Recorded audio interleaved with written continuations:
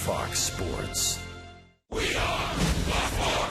We are Minnesota.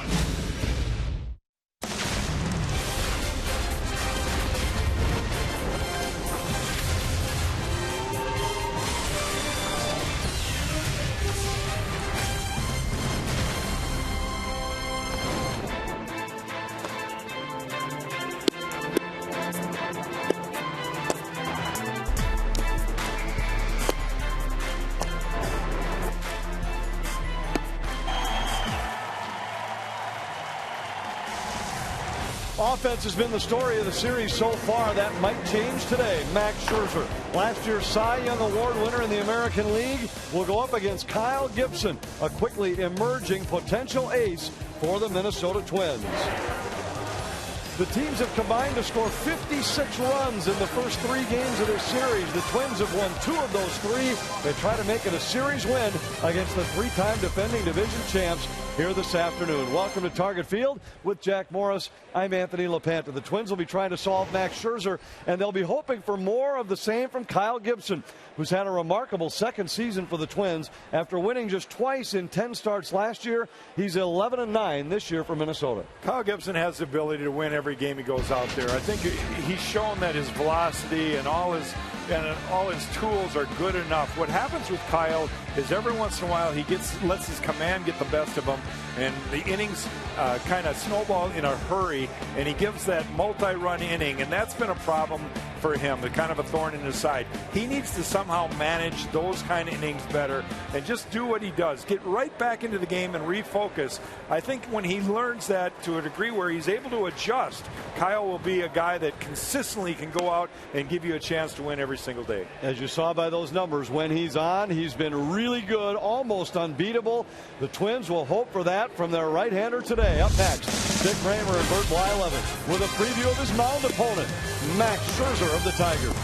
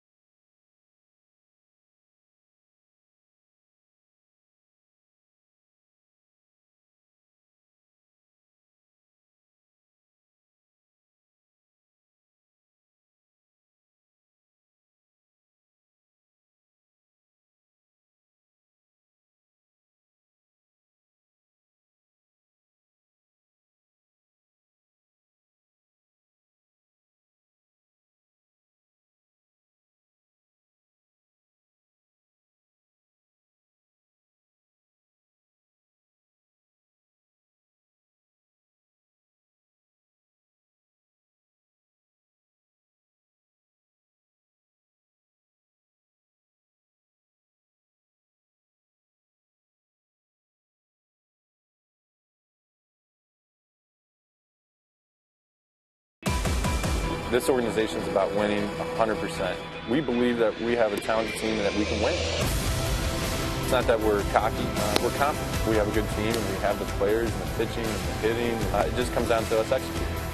You know, that's the beautiful thing about being in Detroit. We know what it takes to win.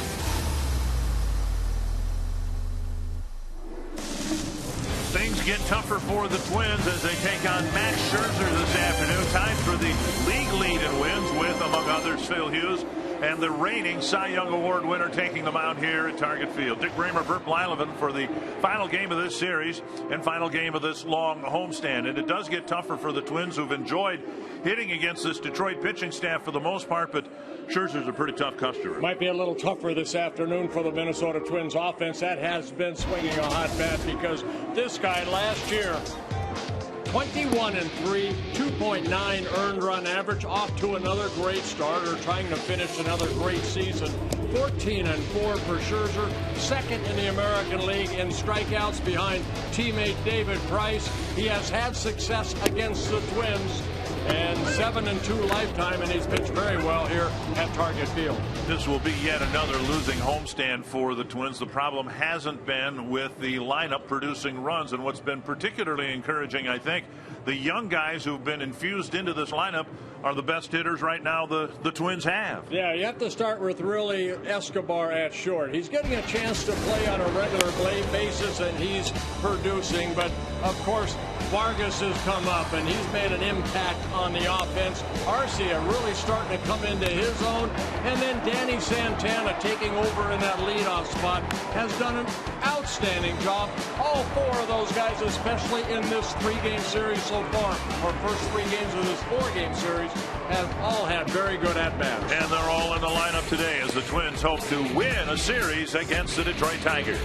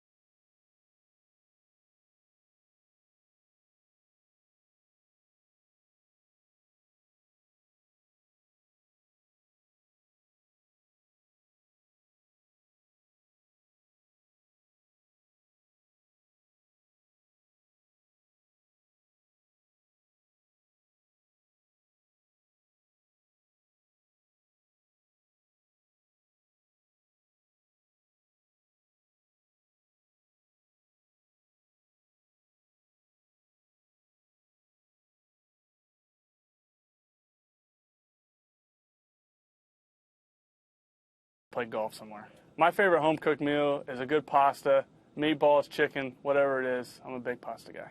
If I could have one superpower, I'd like to fly. My favorite type of music is country music, but I listen to just about anything. My favorite electronic device is my iPad. Has all the games, even the MLB.com app, and keeps me busy during the day. What superpower would you like to have? Kyle Gibson says he'd like to fly. Yeah, wouldn't that be cool? You wouldn't have to go through the security, right? No. Wouldn't have to wait in long lines. That's right. It'd be nice to do that. Brad Ausmus hoping that his Tigers can climb out of second place in the American League Central and catch and pass the Kansas City Royals. A little bit of work to do. They're 3 games behind. Here's the Menards batting order for the Tigers in the series finale. Rajai Davis, Ian Kinsler, Torrey Hunter. You'll notice Miguel Cabrera not in the lineup, getting the day off because of a bum ankle. Victor Martinez, J.D. Martinez, Nick Castellanos, Alex Avila, Eugenio Suarez, and Don Kelly. And this afternoon, it'll be Kyle Gibson, 2 guys that went to the same University of Missouri, facing each other, and Kyle Gibson and Max Scherzer. But for Kyle Gibson, which Kyle Gibson will show up? And that's what hopefully we'll find out. Even against the Detroit Tigers this year, 2 starts against the Tigers, one where he won only 2 innings against Max Scherzer, lost that ball game 9-3, and then the next time out, 7 shutout innings against the Tigers. Here's the Northland Ford defense behind and around Kyle Gibson. Jordan Schaefer in left, Danny Santana in center, Oswaldo Arcia in right, Trevor Plouffe, Eduardo Escobar, Brian Dozier, Joe Mauer, the infielders, Kurt Suzuki, the catcher. Same lineup that the Twins had in the nightcap last night against Justin Verlander. Eric Cooper says we're ready to go, so we are. And Rajai Davis leading things off. First pitch chopped to short. Backhanded by Escobar. Long throw, 1 out. Well, we saw Ian Kinsler in that leadoff spot the first 3 games of this 4-game series. And he's also a type guy that jumped on that first pitch. So 1 pitch, 1 good pitch, ground ball out, Davis out. And Kinsler sliding down to the 2nd spot in the batting order in front of Torrey Hunter. Gibson making his 25th start, his 3rd against the Tigers, and his first here at Target Field. He did not face the Tigers last year when he was a call-up and made 10 starts for the Twins.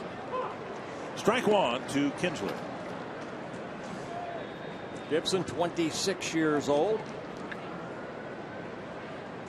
Pitched better here at home, and he has not pitched as much here at home as he has on the road, but making his 10th start here at home.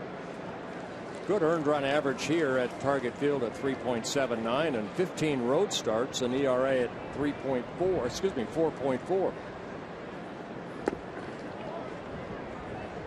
Gibson said if he could have one superpower, he wanted to be able to fly.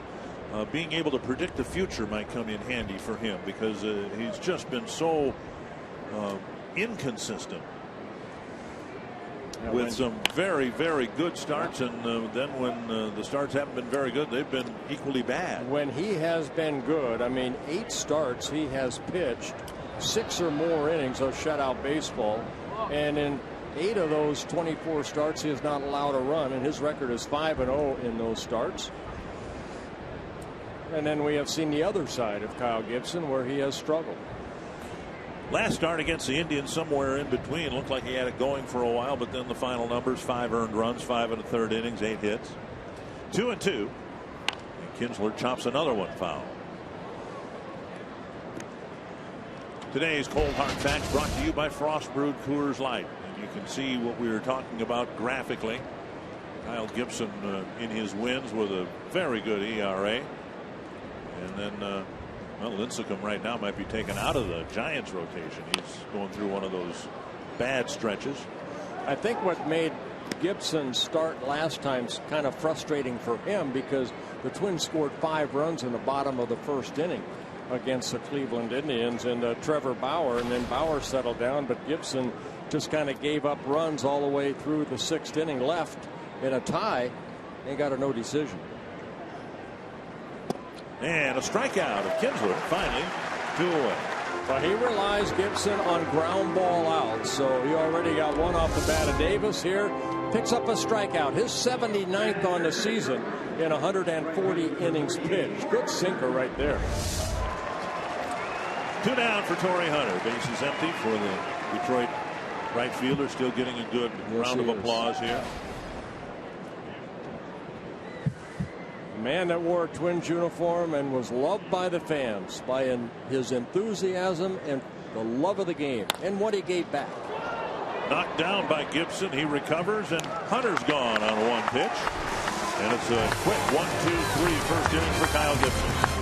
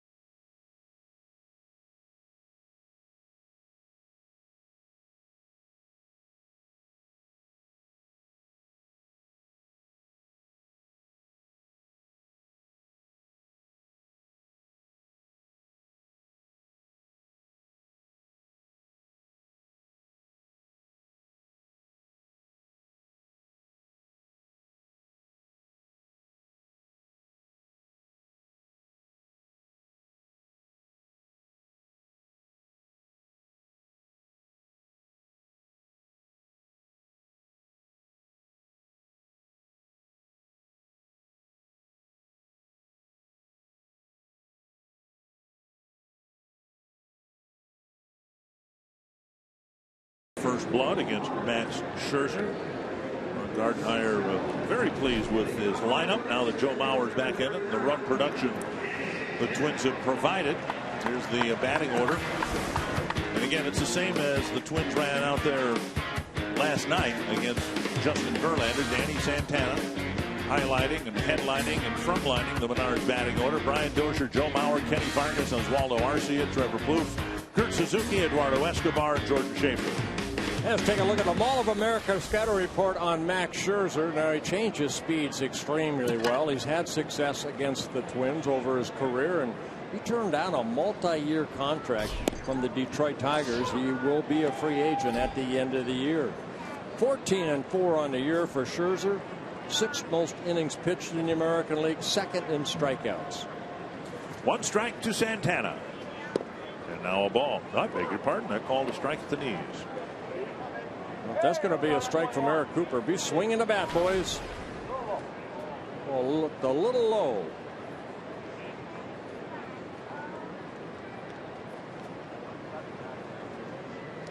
Breaking ball, slider down in the dirt.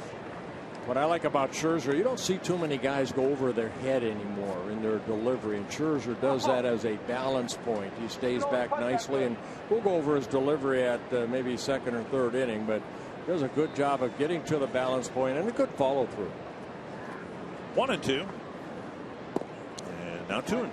Scherzer, very good changeup. He'll have a fastball in the low 90s, mid 90s, slider, curveball, and the changeup is probably his best pitch because he can throw his fastball to spots.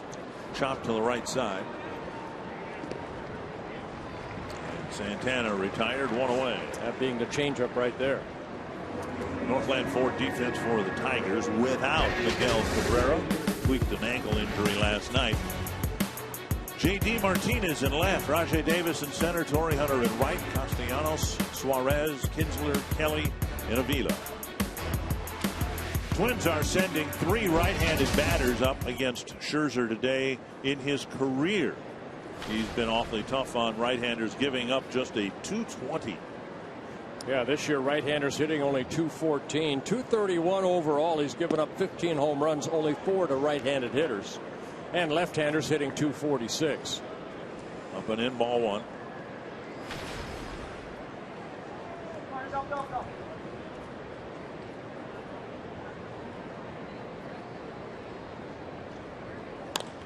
Deep but foul.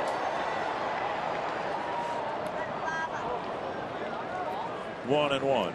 Scherzer beat the Twins and Kyle Gibson 9-3 back on May 10th. Yeah, Miguel Cabrera was a big blow of that ball game when he hit a 3-run home run early off of Kyle Gibson. Gibson only worked 2 innings, gave up 6 runs.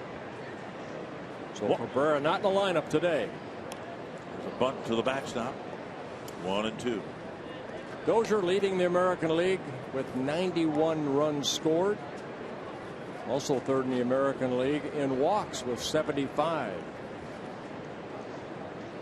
So he's finding a way to get on base and scoring, even though they average down to 235. Foul back.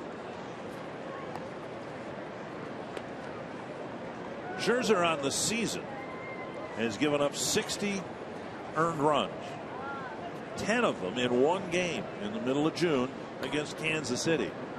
So as good as his numbers are, there was one game where everything kind of fell out of whack for him. On the ground, Castellanos over to Kelly, 2 down. You know what, and that was right after he threw his first complete game. That'll teach him. That back on June 12th when he beat the Chicago White Sox 4-0 on a 3-hit shutout, and then the next start against Kansas City in Detroit, he gave up the 10 earned runs in 4 innings. 2 down. Here's Joe Mauer. Mauer with the average up to 280.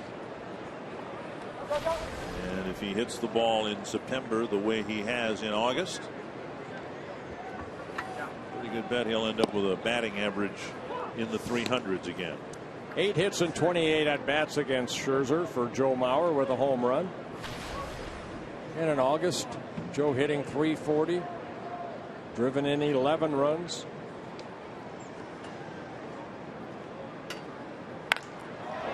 Drilled to right. Hunter gets it. Got a good break. Cut it off in the gap. Or with a line out for the final out of the first.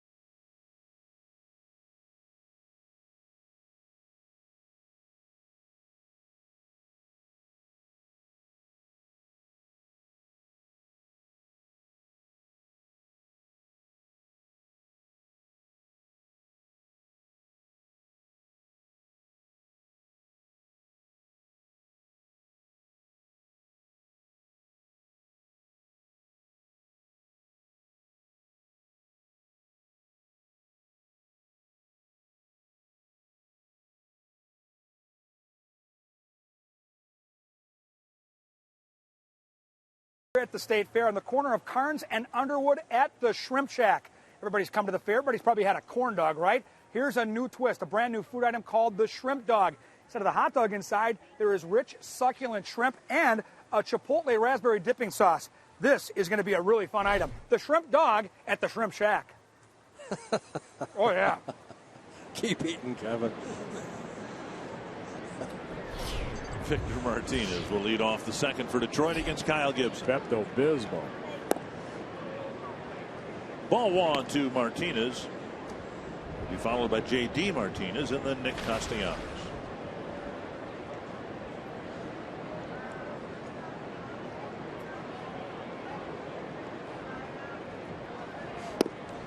And a breaking ball hits the corner. 1-1.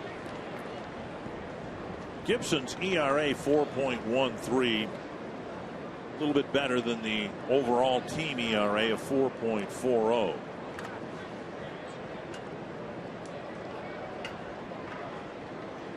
One and one. The team ERA a little bit better than it was last year at 4.55, which was a little bit better than the year before that. When the Twins last had a successful season in 2010, they had a team ERA of 3.95. But you look through Twins history and you realize that the game has changed quite a bit. And pitching is a little bit more dominant. There's a grounder to first. Nice pickup by Mauer, and Gibson right there. You've seen Mauer range far to his right. Now a good play right on the foul line. Let's take a look at the last play. Torrey Hunter getting a good jump, as you mentioned, Dick. You know, made a nice catch out in right center field. Had to run back in. You see him huffing and puffing right there. Always that smile. And then he decides, you know what? This old man at 39 better lay down. Made the last out of the last inning. Wake me up when it's time to go back out. Yeah, nice play by Joe Mauer. We've seen Joe go well to his right, and right there had to go to his left and make a nice play down that line. Strike one to J.D. Martinez. So the team ERA right now 4.40, which isn't nearly good enough to contend for a postseason spot yet.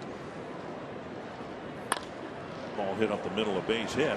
When you guys won the World Series in 1987, the staff ERA was higher than that, 4.63. Yeah, that's kind of during the steroid beginning era too. Balls were flying all over the place. There's Joe Mauer right there going down the line and then flipping it to the pitcher Gibson, covering for the first out of Victor Martinez. So a nice defensive play by Joe. That big first baseman glove. And then the shovel. That's what we're talking about right there. The follow the ball, just kind of following the ball to Gibson rather than just standing still and then tossing it. Good play. Here's Nick Castellanos. Swinging on a foul. So if it seems at times like we're harping on pitching and the fact that you need to pitch well to win, there's one more example. The Tigers back in 1996, they lost 109 ball games. Their team ERA was 6.38. I think we only harp on the starting staff that is very inconsistent. Right. The bullpen has done a great job. Combined 3.33 ERA, top 5 in the American League. But the starters, other than the Texas Rangers, they have a higher ERA than the Twins. Twins coming into this ball game, the starters combined 40 wins, 57 losses, an ERA over 5.03. 1-1 to Castellanos. Gibson hoping to get a ground ball at somebody, maybe get a ground ball double play here.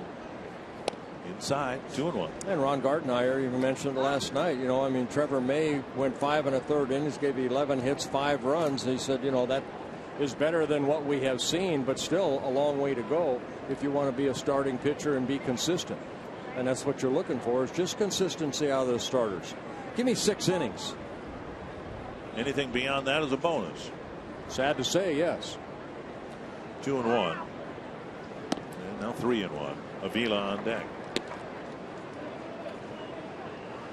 Gibson has that good sinker. He's helped get 17 double plays turned behind him this year.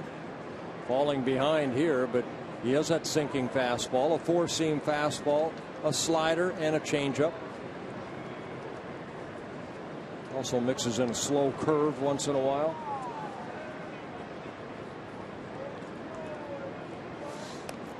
I think in Gibson's case, he got 10 starts last year, and that was the right amount. It didn't go well for him, but it gave him enough of a feel or enough experience up here to process that in the offseason. And he's come back a much better pitcher than he was really at any point in the season last year. Yeah, he started the season off 3-0. runner goes. It's a strike, and the throw in time to get the runner. Perfect throw by Suzuki to Dozier, and J.D. Martinez is thrown out. Yeah, Martinez thrown out for the 3rd time this year in 8 stolen base attempts. So a strike called at home, and Suzuki, his throw right on the mark for Dozier. All he has to do is put the quick tag on the sliding Martinez for the 2nd out.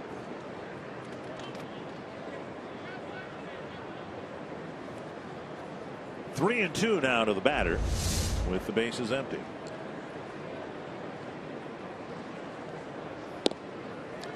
Tried to bring a breaking ball over the inside corner, but he missed.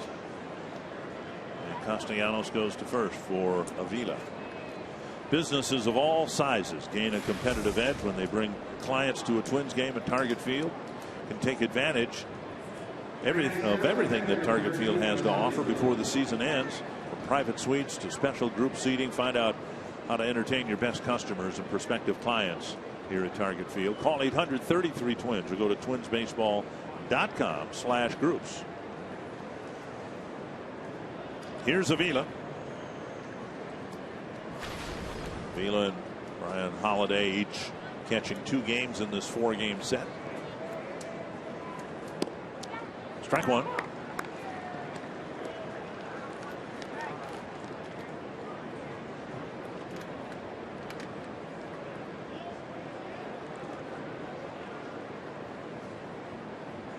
Twins put a pull shift on for Avila.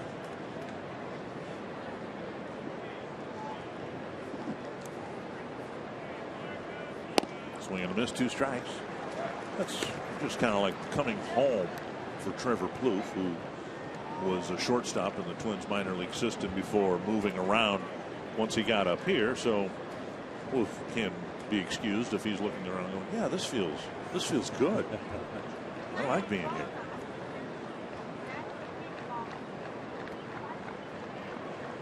Two strikes to Avila. Breaking ball got him. So another good inning for Gibson. Single and a walk, but no one touches second base, and we've got a scoreless game after an inning and a half.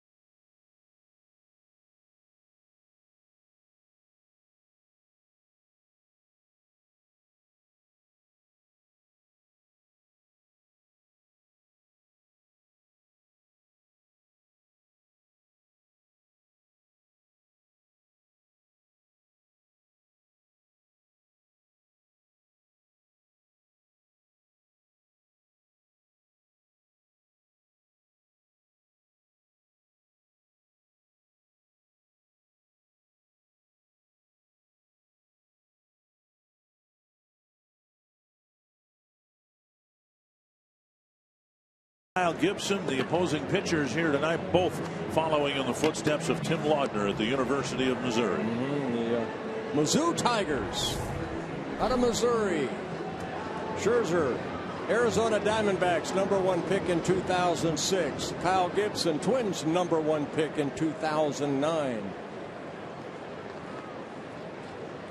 Here's Kenny Vargas leading off the second against Scherzer. Strike on the outside corner.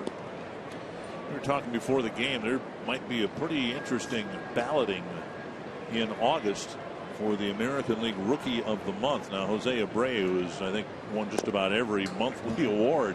But Vargas, who started his major league career on August 1st, might find his top competition coming from teammate Danny Santana. Yeah, both these guys really producing in the month of August.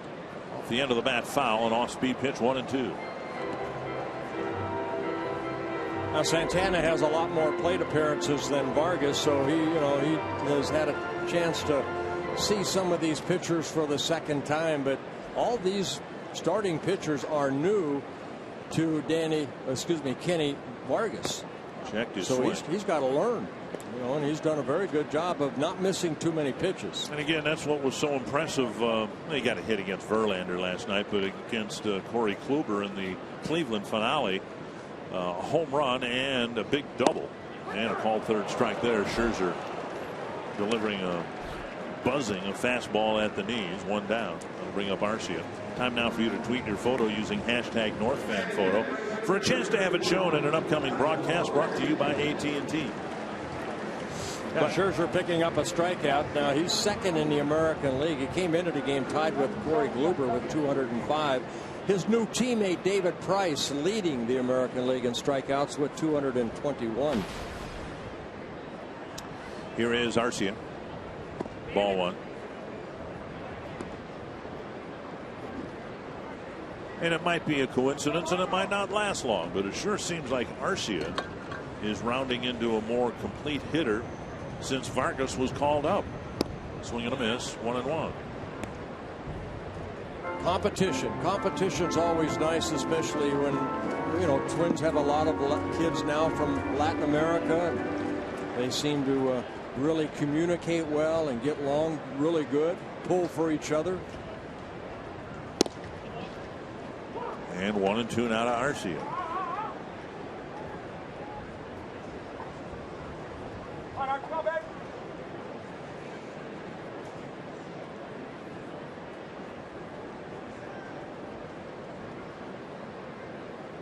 In the dirt, 2-2. I think what we've seen, and again, it's probably coincidental to Vargas being on the team, but we've seen Arcia be a lot more patient, maybe primarily because he's just getting more experience and feels more comfortable there. Tap foul.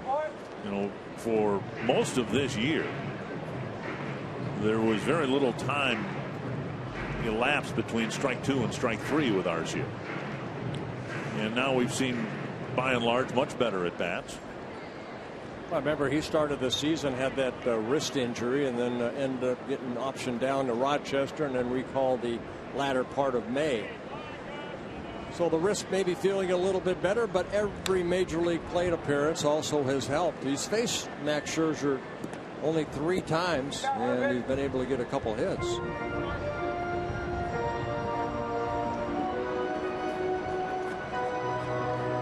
Scherzer in his 5th season with the Tigers came up with the Diamondbacks in 2008, then traded over in the winter of 2009 to the Tigers. Lifted to left center.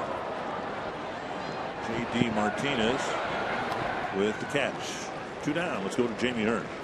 Thank you, guys. Well, last night, Trevor Plouffe hit his 35th and 36th doubles of the season. That's good for second in the American League. And I asked him what's behind the production.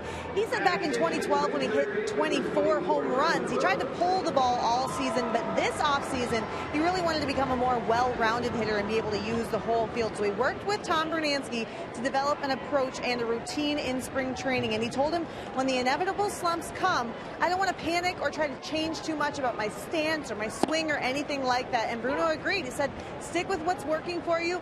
Baseball is a fickle game. It's going to go up and down. So just stay with what has worked for you so well. And that's exactly what Trevor's done. 1 strike and now a foul ball. Yeah, thank you, Jamie. And that's what you want to see, over the years. You want to see improvement and then consistency. Got 24 home runs 2 years ago, 14 home runs last year. 10 so far this year, but still he's driven in 65 runs. Foul back. Scherzer coming right after him on 0-2 with a fastball.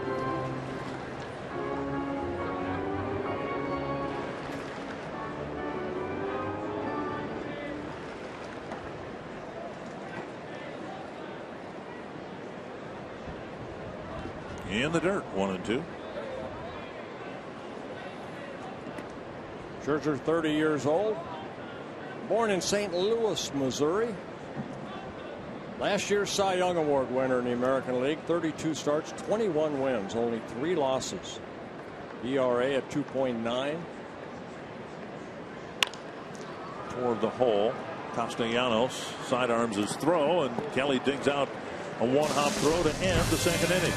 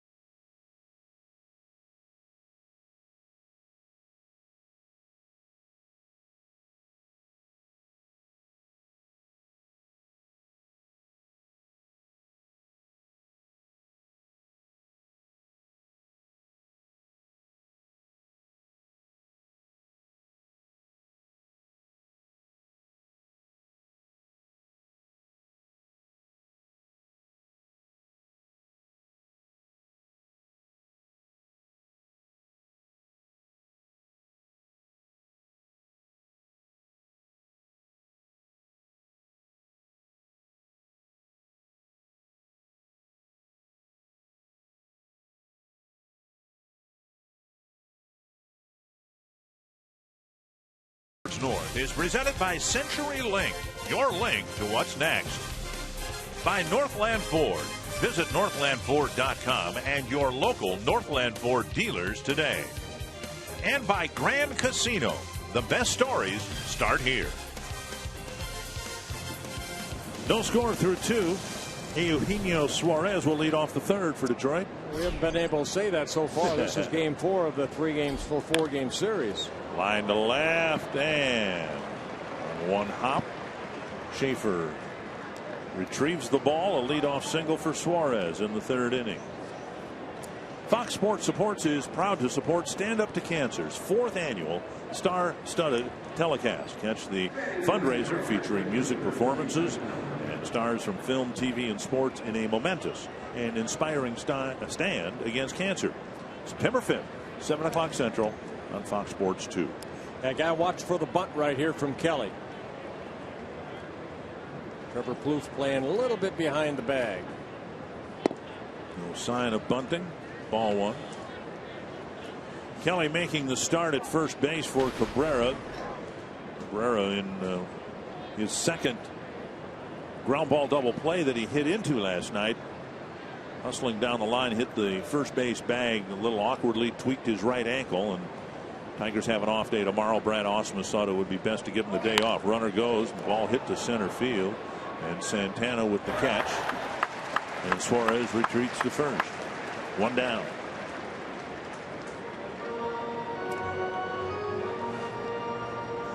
And that'll bring up Rajai Davis. I just thought Brad Ausmus might have Kelly bunting there, only because you want to get that 1 run on the board as quick as possible. In a game like this, that would make an awful lot of sense. Yep. Well, especially with Davis and then Kinsler to follow. Davis hit a grounder to short his first time up.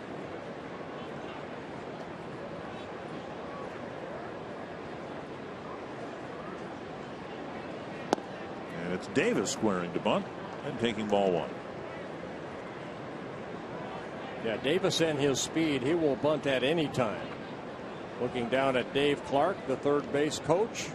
So he goes through signs. Omar Vizquel, the first base coach for Brad Ausmus.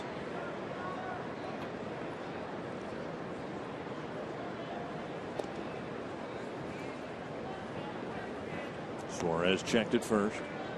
It's been 8 stolen base attempts against Gibson. 6 have been successful, 2 caught stealing. He does have 1 pickoff this year.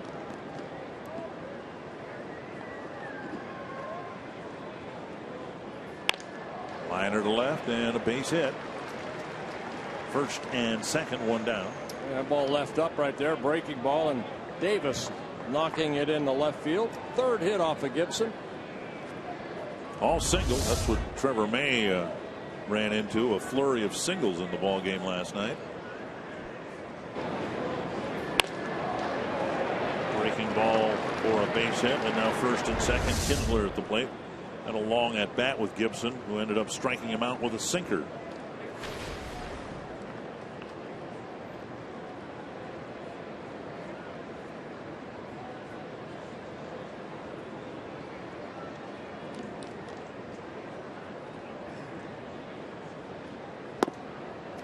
Kinsler squares and takes ball 1.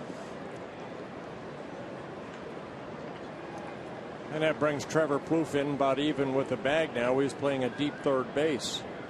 Saw Davis attempt a bunt in his first pitch from Gibson, and then Kinsler. Drilled to the left field corner. And it'll score the first run, 3 straight hits.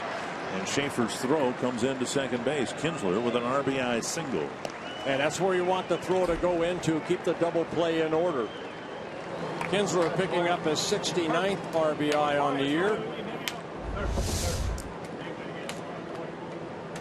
Pitch was down it's and almost the same pitch that struck him out. So Kinsler said, okay, if you're going to throw that sinker, I'm going to be ready. Drop the barrel of the bat. Line drive to left field. Suarez scores. And Davis hustling from first to third.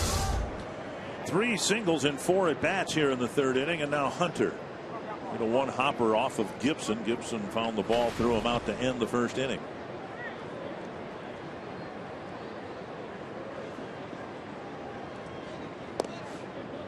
After the ball game yesterday, Jamie Hirsch spoke to Torrey Hunter, and Torrey Hunter said here on Friday night he stayed at the ballpark till about 1:30 and worked in the batting cage just to try to figure out what he thought he was doing wrong. He said he found something that in his mechanics or in his what he was trying to do, and produced in game 2 3 hits yesterday. That a little extra time, even a guy like Torrey Hunter that's been around the block many times, still trying to master his trade.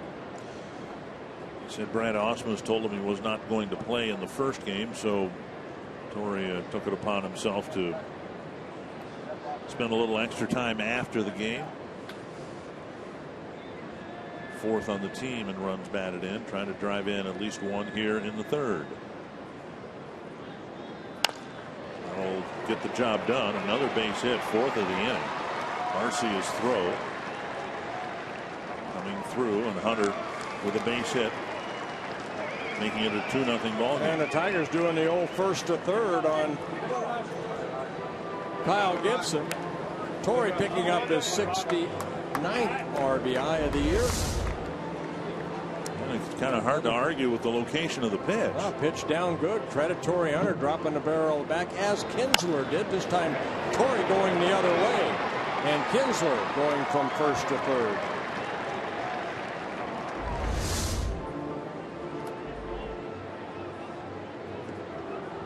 Quick trip to the mound by Rick Anderson. Gibson gave up his first hit in the 2nd inning to Martinez on a breaking ball that was left up. But now the Tigers are pounding the sinker and hitting it pretty hard. I think throughout the summer what we have seen from the starting staff, it's not 1 run here, 1 run there. It's the multi-run innings that have really hurt the starters. And see if Gibson can maybe get a ground ball off the bat of Martinez, a guy that, you know, doesn't run down that line very quickly. Hit into a double play in yesterday's game. See if he can get a double play out of Martinez. Excuse me, Martinez hit into a double play on Friday night. It was a wonderful double play started by Dozier. 3 straight hits, 4 singles in the inning, a 2-0 lead for the Tigers, and Gibson misses outside ball 1. Martinez made a bid for a hit. Mauer with a nice play behind the first base bag to retire him in the second. Tough hitter right here. Martinez, third in the American League in hitting, coming into today's play, hitting .326.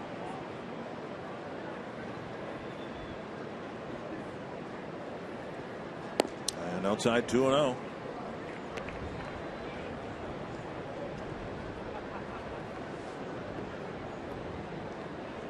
Left-handed hitters hitting .272 off of Gibson. Right-handers came into the game hitting only .222, .250 overall.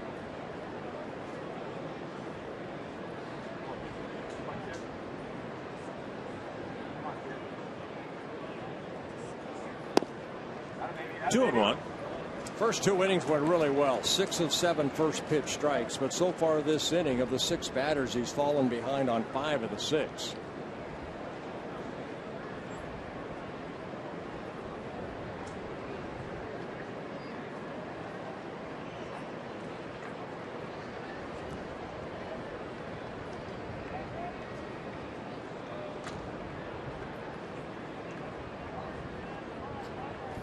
Swing and a miss. Martinez doesn't do that very often. Good fastball in. 2-2. That's more the two-seamer from Gibson. Excuse me, the four-seam fastball that runs in. Two-seamer will sink down and away.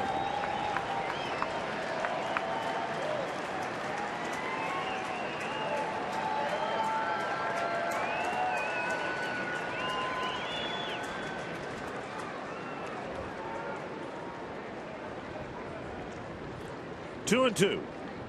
Victor Martinez. Tapper right side. And a low flip, and everybody's going to be safe. And Escobar got taken out at second base. Dozier tried to hurry that over to Escobar. Hopefully Escobar's okay as Torrey Hunter went in to break up the double play. The flip was short, and Escobar had to stand on the bag to try to get at least one out. Yeah, Ron Gardenhire coming out, and let's see if he's saying that Torrey Hunter wasn't near the bag. He missed the bag, whether he could have reached it or not.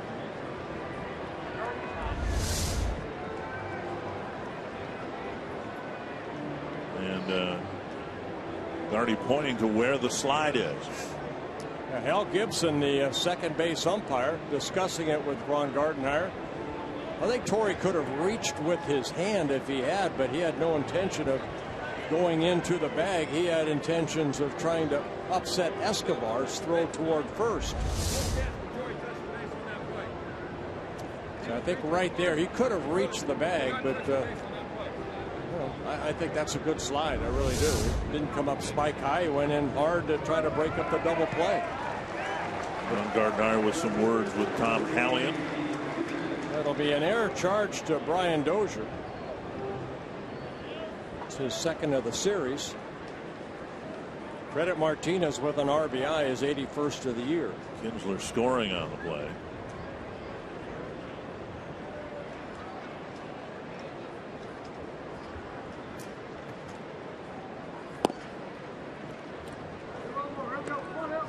And another first pitch onto the strike zone.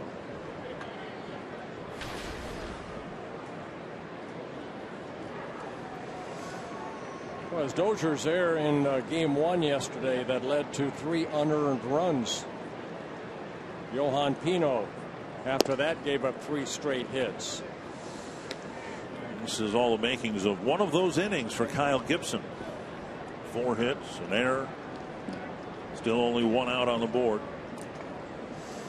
As a pitcher, I always try to take pride in trying to pick up my defense because they made so many great plays behind me when I'm out there that when they make an error, you want to try to help them get out of the inning. Breaking ball on a called strike.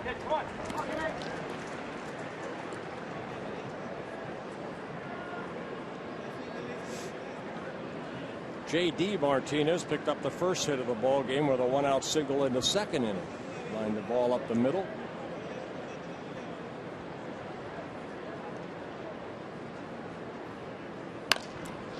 Double play grounder. 1 and 2. That takes care of it, but the Tigers get the first 3 runs of the ball game with their ace on the mound.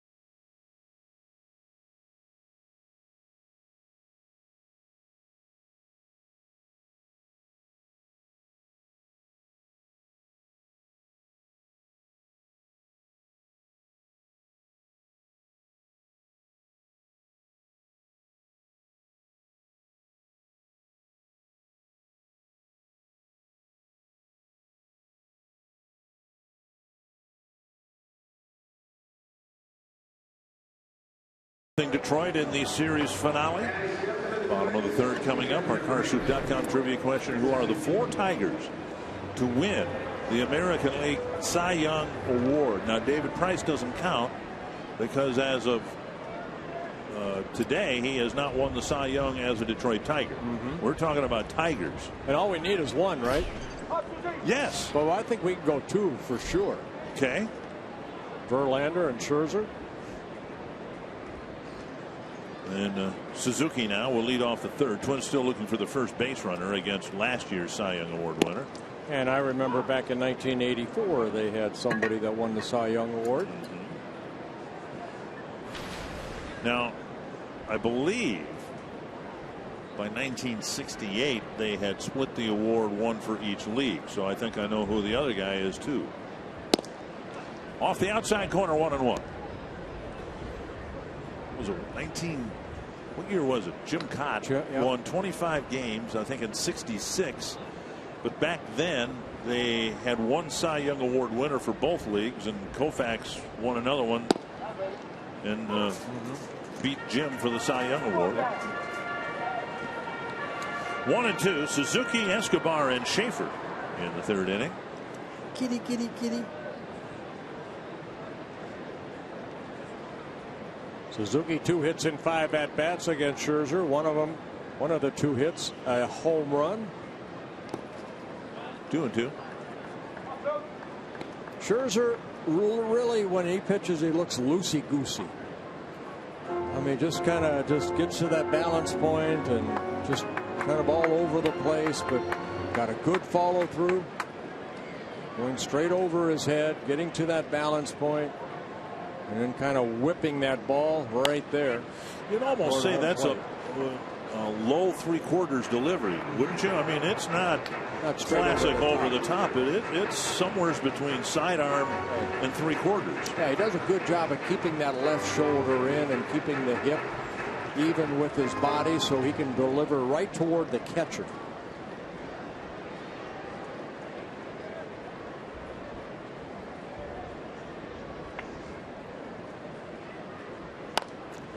And a breaking pitch, Suzuki fights it off. You referenced the offer that the Tigers made to Scherzer. We're talking a lot of millions of dollars for a lot of years. And Scherzer and his representation, one Scott Boras, decided they were adamant about wanting to hit the market to see what the market would hold.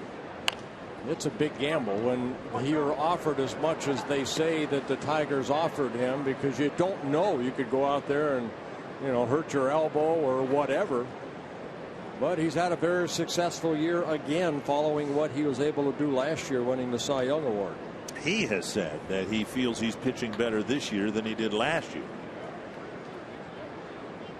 Wins and to a lesser degree losses are kind of whimsical for a starting pitcher.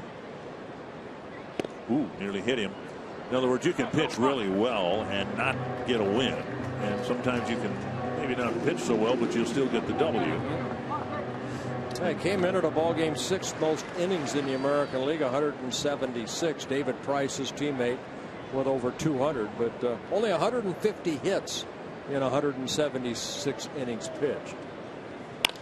And Suzuki with a great at bat. He fell behind, worked the count full, and then whacked the first Twins hit to left field.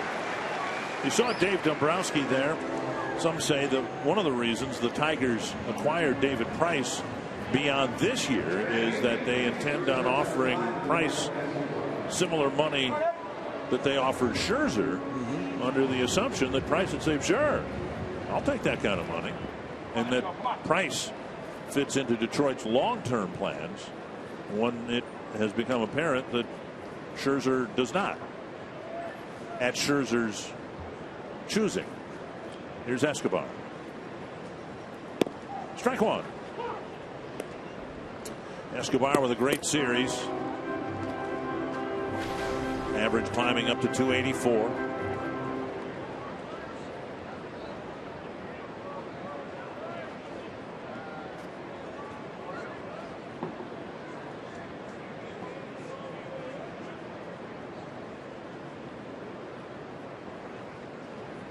Foul back.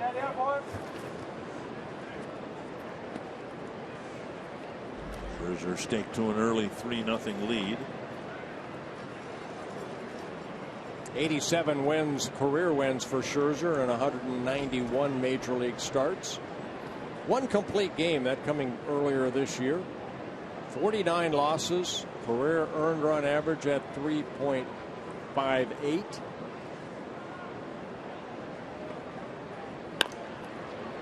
Backhanded by Suarez. And a fielder's choice, Escobar beating the relay.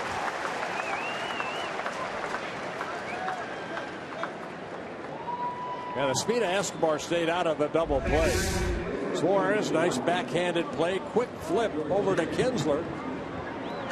Kinsler relay throw, has something on it, but Escobar beat the throw. Stay out of the double play by hustling down that line, and that's what Escobar did. Here is Schaefer.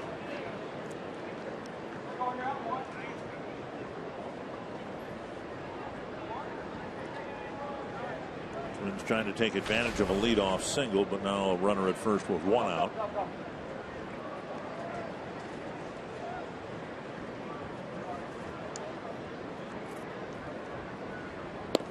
And an off-speed pitch over. Essentially, the Twins traded Sam Fuld and replaced him with Schaefer.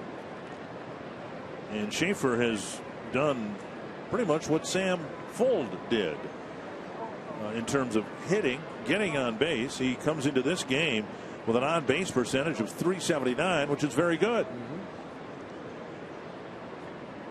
Fouled back.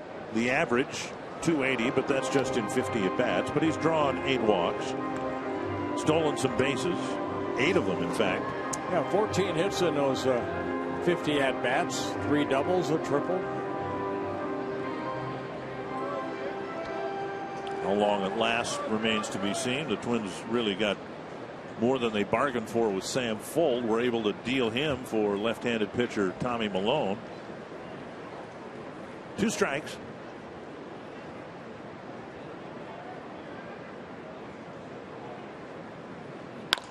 And a drive to left center field. Escobar around second. On his way to third. Schaefer digging for second. And barely he makes it. And Schaefer's just delivered his 4th double for the Twins, equaling the number he got in 4.5 months or 4 months with the Braves. Yeah, kind of a mistake pitch right by Scherzer. He's ahead 0-2.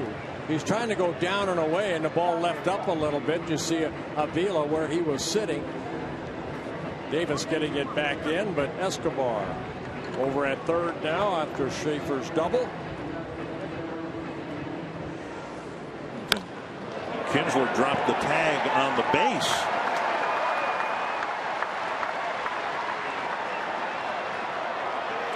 Raked his glove across the bag. Opportunity for the Twins here that they need to take advantage of. Second and third, one out, infield back, Santana at the plate. Outside, ball one.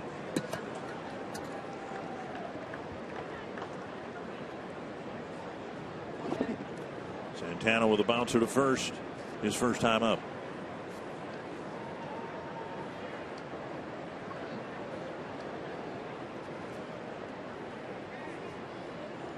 Two and oh.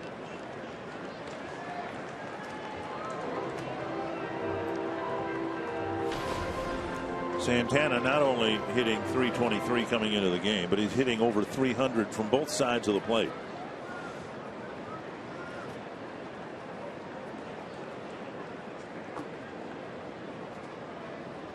Foul back, 2-1. We got a hittable fastball right there from Scherzer. Called a straight back.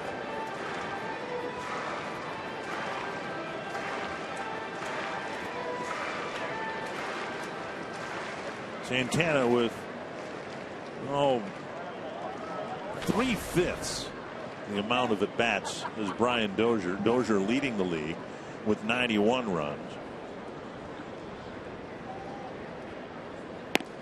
Strike two.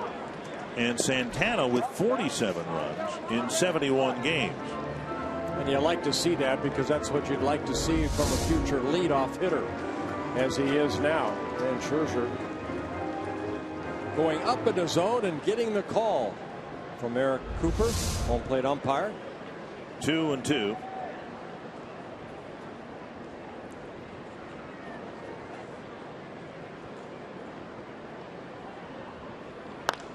That's a fair ball down the line. Santana digs for two. Hunter's off balance, throw off target, and it's a 3-2 game.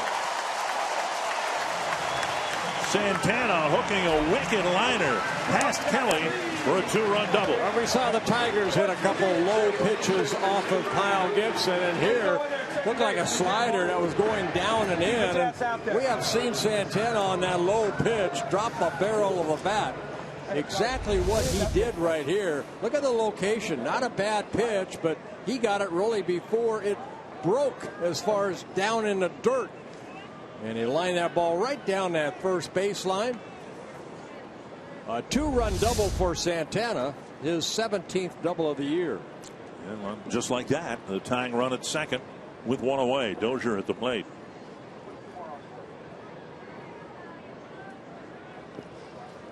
It's blocked by Avila. The speedy Santana had extended his lead almost halfway to third base, but then had to slam on the brakes. Yeah, good block right there by Avila.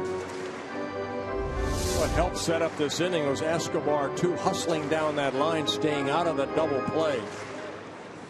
Followed by a Schaefer double, then a Santana double.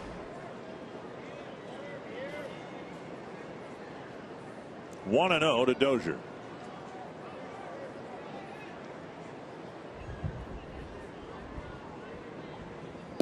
Two and 0.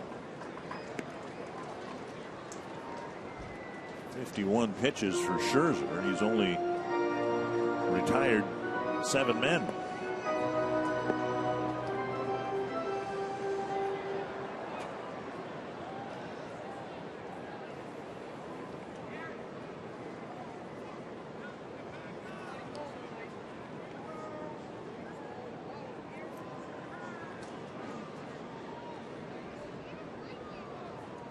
Long look at Santana. Dozier swings through a breaking ball. 2-1.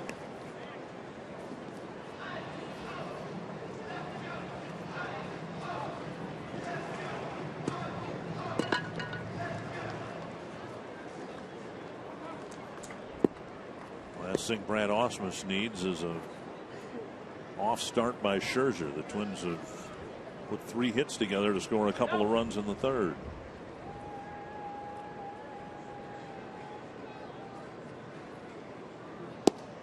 And a called strike. You lived it in your career, and Scherzer has it too. The ability to strike people out must come in awfully handy when you've got an inning building like this. That's why you have to credit Santana, because he was going for that strikeout with that breaking ball down and in, and Santana beat him at his game when he dropped that double down that first baseline. 2-2. And when you can strike people out and things start snowballing like this, you can concentrate, play catch with the catcher, and take everybody else out of the equation. Yeah, I wasn't, Nolan Ryan, but, when I needed a strikeout, I always visualized a runner at third and 1 out. I needed that strikeout. 2-2 to Dozier. To center. We got a tie ball game, folks. Dozier delivers, and the Twins answer with 3 very quickly against Max Scherzer. Good at bat for Dozier. Got a pitch up, lined it into center field. The speedy Santana scoring from second base. Dozier picking up his 58th RBI. And Jeff Jones, the pitching coach, out to talk to his big right-hander, but again, the location. Fastball away. Not a lot of movement. Dozier taking it right back up the middle. You can play the name game, take the names out of the game. It doesn't make any difference whether your name is Max Scherzer, Kyle Gibson, or Johan Pino. If you throw it there, it should get hit hard. And here is Mauer, who hit a line drive to the gap in right center, and Hunter tracked it down to end the first inning. I think the ones that succeed, like a Scherzer, you're going to have innings like this. Now he's got to stop the damage control. It's tied 0-0 basically, 3-3 on the scoreboard, but it's a 0-0 game. Now what the good pitchers do, they find a way to make the adjustment to get deeper in the ball game. But good comeback by the Twins after the Tigers took a 3-0 lead in the top of the inning. Now, clubs have run against Scherzer. There's been 11 stolen bases against him in 19 attempts. 25 pitches thrown this inning.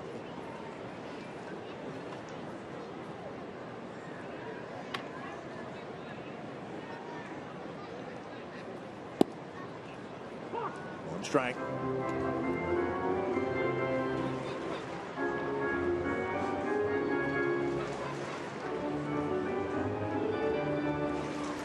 Mentioned in the midst of this rally by the Twins, they needed to take advantage of it after the Schaefer double, second and third, 1 out, and they have done that with a pair of run producing hits. Still only 1 out in the inning.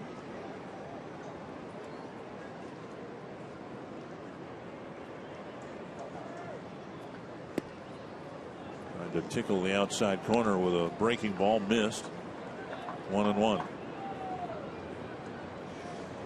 Sale had an early 3-0 lead. Now the Yankees lead Chicago 4-3 in the 7th.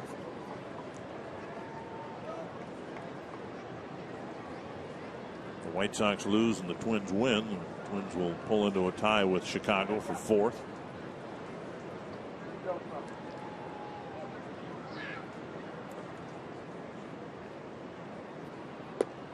And over for strike 2. Yeah, against Mauer, everything's been slow. Changeup, 2 slow curveballs.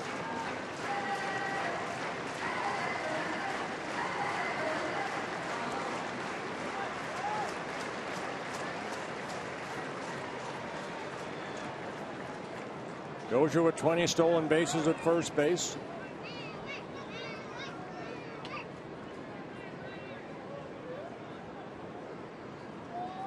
Long hold. And outside 2-2. Scherzer's last start in St. Petersburg, not involved in a decision. 7 innings, 4 earned runs. Just 4 hits, but 3 walks, 9 strikeouts. Tigers won the game 8-6. Yeah, Tigers are 18-8 when he starts a ball game. 14-4 on the season is Scherzer.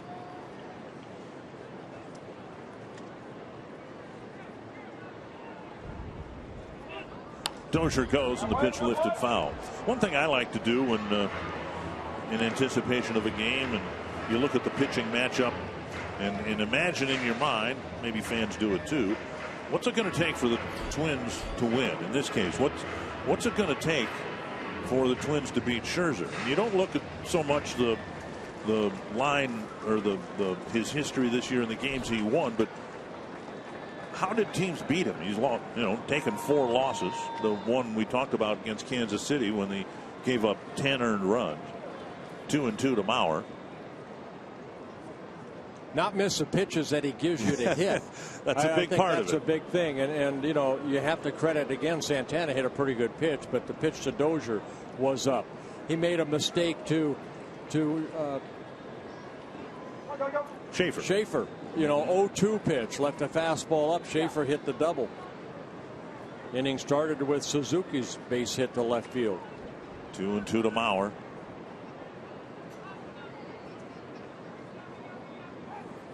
Dozier scrambles back.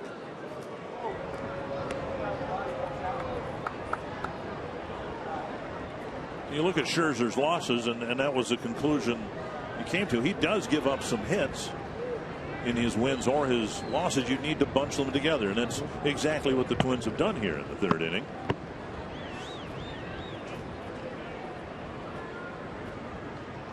Two and two.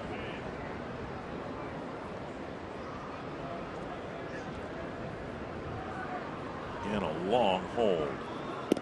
3-2. Vargas on deck. I think you look at all his starters or starts this year, 26 of them prior to coming into today, and he'll go over 100 pitches, 110, 115 pitches, but they're all in 7 innings. So he's a guy that's going to have innings like this. That's why the 100 pitch count is 7 innings for him. Maybe 110. They'll go further with him like they do with Verlander and David Price. Dozier goes.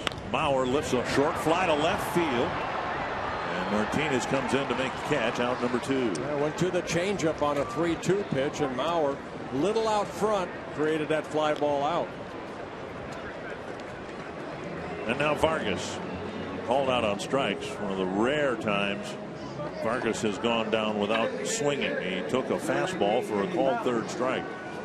After a lot of slow stuff before, and that's what Scherzer's trying to figure out right now. What's working for me, what's not? Well, that fastball doesn't have a lot of movement. That's not working, so even with that Mauer at bat, went to a lot of off-speed pitches.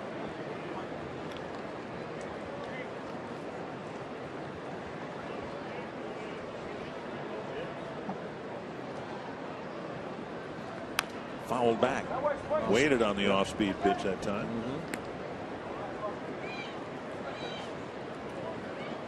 And when you haven't faced anybody, first time that Vargas is facing Scherzer, of course, a Cy Young Award winner, he eats up a lot of innings. He knows how to pitch, subtracting, adding, and he buzzed that fastball by him in his first at bat. Missing. Told half, maybe 2/3 of the thought on Vargas facing Corey Kluber in Cleveland. An opposite field home run for the first run of the game, and then he hit the double that led to 2 more runs against one of the best pitchers in the game, hoping to have something similar happen against Scherzer today. Up the middle, and a base hit. Dozier around second on his way to 3rd. Vargas has a base hit, and that'll set up Arcia with runners on the corners.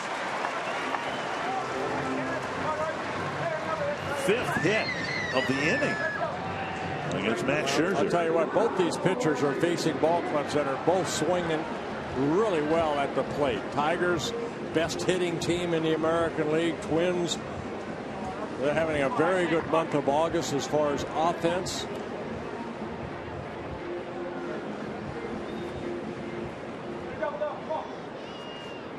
Arcia hit a fly ball to left his first time up.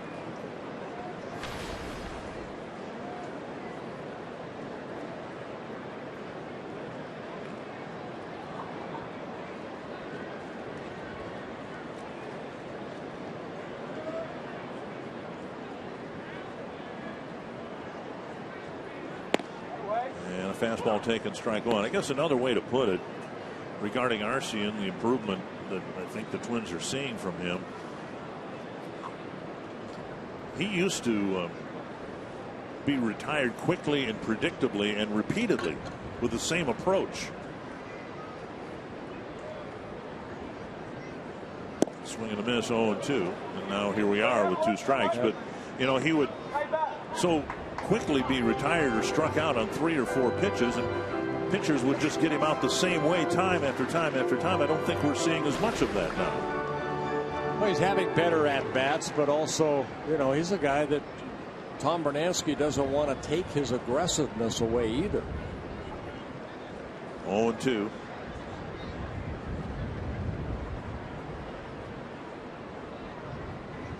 In the dirt, taken. Kind of an extreme example, but that might very well have been a pitch a month or so ago that he would have swung at, and he didn't there. Fastball for strike 1, changeup that Arcia swung through for strike 2, and they tried to come back with a changeup, but Arcia laid off of it.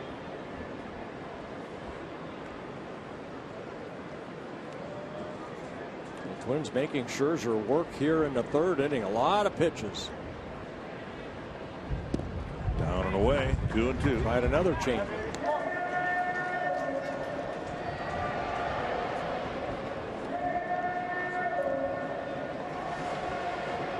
This next pitch, the 40th pitch of the inning for Scherzer. Arcia can reach. Twins will have another bat around inning.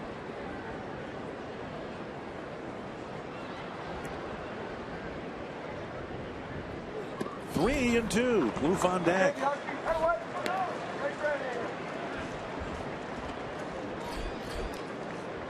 If nothing else, it would strongly encourage the notion that the Twins will get into the Tiger bullpen, and that Scherzer might not be able to go 7 or 8 innings tonight. Well, Kelly, the first baseman, now playing behind Vargas on 3-2 and 2 out. Vargas will take off.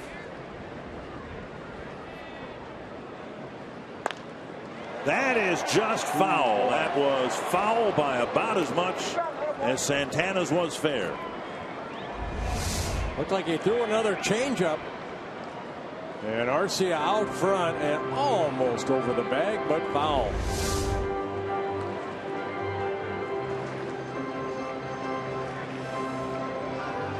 It's a hot, muggy day. The high temperature expected to be 92 here in the Twin Cities today. So Scherzer must be feeling it after 41 pitches thrown.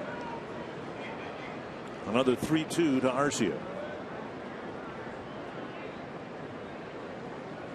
Struck him out with a 95-mile-per-hour fastball.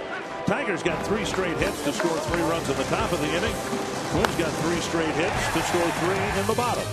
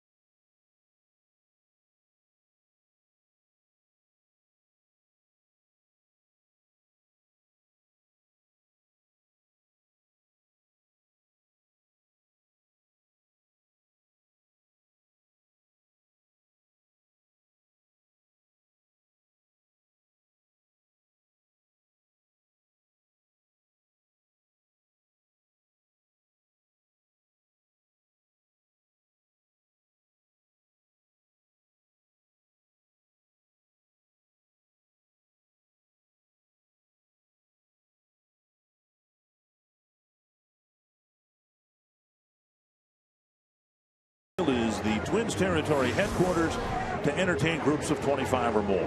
Whether it's a family celebration, church outing, an event to raise funds for your organization, reserve your best guest number of seats and pay only for those you need when the time comes.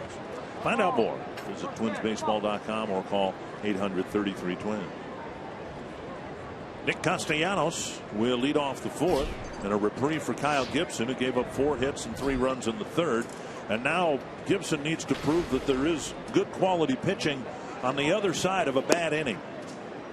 You talked about Scherzer needing to make the adjustment. Well, that's exactly what Gibson needs to do as well, isn't it? Yeah, absolutely. So hopefully Kyle can do that. 1-0 to Castellanos. Drew a second inning walk his first time up. And a strike.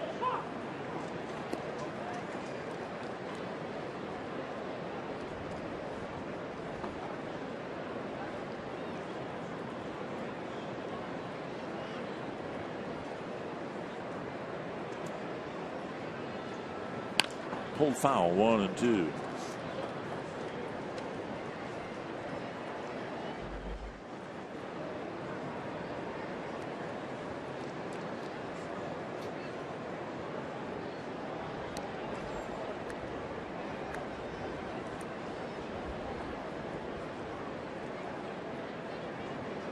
Gibson going to work. And a strikeout to start the fourth inning. They'll bring up Avila. And Gibson with his third strikeout.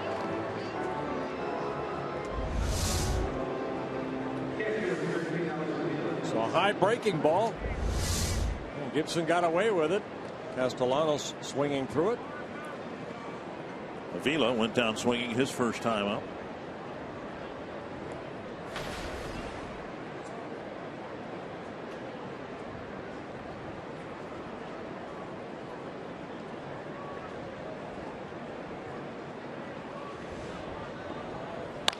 Tapper right side. Dozier charges and throws him out 2 down. A good start to a recovery inning for Kyle Gibson. He'll go after Suarez here with 2 gone and the bases empty. 6 ground ball outs for Gibson, 1 fly ball out.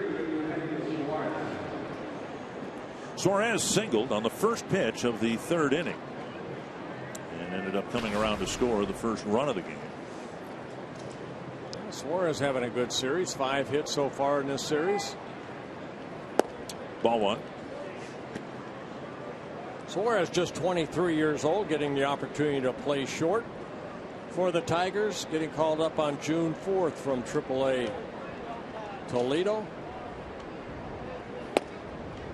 Just outside 2-0. Recently, the Tigers were good with Johnny Peralta as their shortstop, but Peralta signed a free agent deal after his suspension year with the Cardinals. 2-1.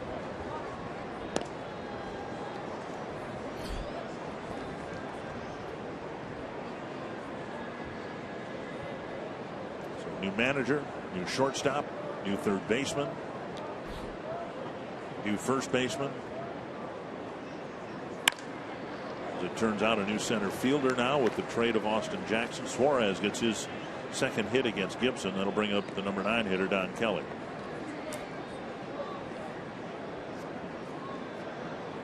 The hope is that the Tigers will get Anibal Sanchez back maybe as soon as next weekend. He's supposed to throw off a mound, I guess, here in the next few days. And given the gaping hole or holes in the Tiger rotation, Sanchez, even though he's been on the disabled list for several weeks, might be on the fast track to get back to the major league club.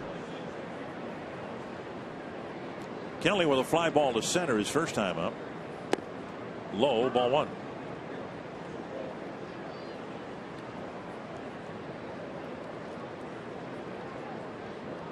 The Tigers envision a September and they hope an October with 3 former Cy Young Award winners and last year's ERA champion in their rotation. Outside, and Gibson falls behind the number 9 batter, 2-0. Well, Royals playing very good baseball. We touched on it in yesterday's games, Dick, about the Royals rotation where the Tigers, you know, they had to send out a couple rookies over the last couple 2-3 days and has not panned out for him. 3-0 to Kelly with Davis on deck. Here on Friday night, Robbie Ray started for the Tigers. He lasted into the second inning. He gave up 6 earned runs. And then yesterday in Game 1, making just his second major league start, Buck Farmer gave up 7 runs in the inning and a third that he worked. 4-pitch walk to the number 9 batter. And now the Tigers are putting together a 2-out threat with Davis to the plate. First walk for Gibson, and Suzuki's going to go walk out the ball to him. The Tigers have always had pitching depth, but not in this series, and they traded away a lot of the depth. Doug Fister traded in the offseason. Drew Smiley traded to execute the David Price trade. Right. Second walk of the ball game for Gibson. Juan Castellanos in the second. Davis singled and scored a last inning. Yeah, he got a breaking ball up in the strike zone and hammered it in the left field. Gibson's got to make some good pitches here. Get out of the inning. No more damage. On the outside corner. And a good start. Good fastball, good location. Sure seems to make a whale of a difference when that first pitch is a strike rather than a ball, doesn't it? You have to trust your fastball. You have to trust the location of your fastball.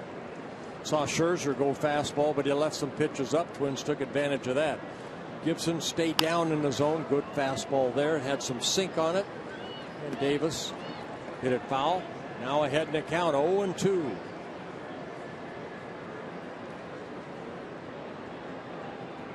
Talk about a pitcher bearing down, which suggests that you find a little extra focus, a little extra resolve in key spots. I've seen Davis in the past chase that breaking ball down and away. See what they do here. Suzuki creeps outside, and that's and the they pitch. laid off of it. I'll tell you what, I'll come back with that again. He's an aggressive type hitter. Davis is. He likes to swing the bat. And he thought about going right there. You can see the hands kind of drop. 1-2. That's what you look for, even out on the mound. Go back there again. There he goes.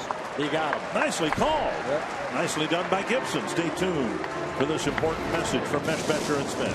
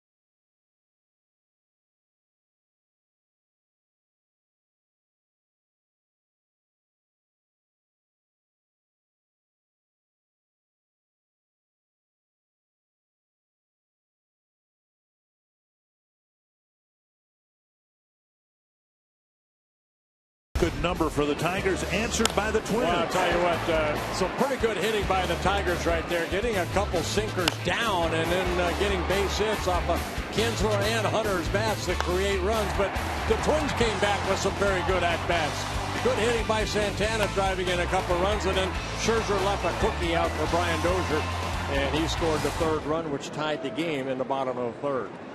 Plouffe, Suzuki, and Escobar in the fourth against Scherzer. It looks like he's changed jerseys. He was pretty much dripping wet after a marathon third inning when he threw 42 pitches, and now Plouffe hit by the first pitch of the fourth inning. Just a fastball kind of got away from Scherzer and it went up and in. Plouffe had an opportunity to turn and just clipping the left arm of Plouffe. Well, you can see where the target was and where that pitch was. That was, he missed the target by 4 feet. We'll see what the Twins can do with a leadoff hit batter. A leadoff single in the third eventually led to 3 runs. Suzuki got that single in the third after a long at bat, fell behind, worked the count full, and lined a single to left.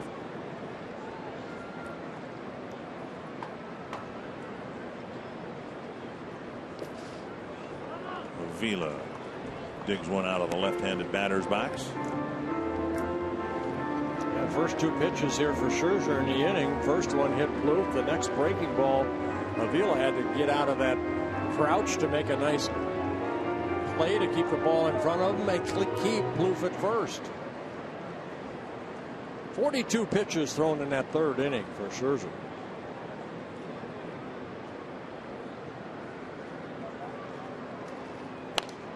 And Suzuki looked like he tried to poke one to right field, fouled it back instead. What was it like for you? For heaven's sakes, you pitched in Arlington, Texas as your home ballpark. You have a long, wilting, exhausting inning.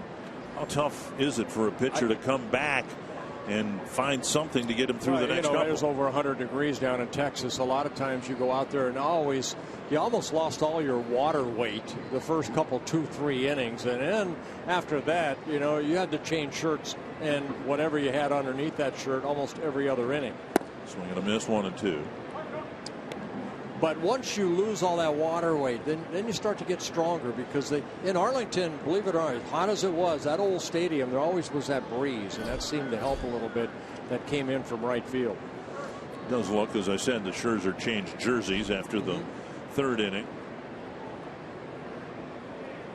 1-2. Suzuki in a familiar spot. This is where he was leading off the third inning.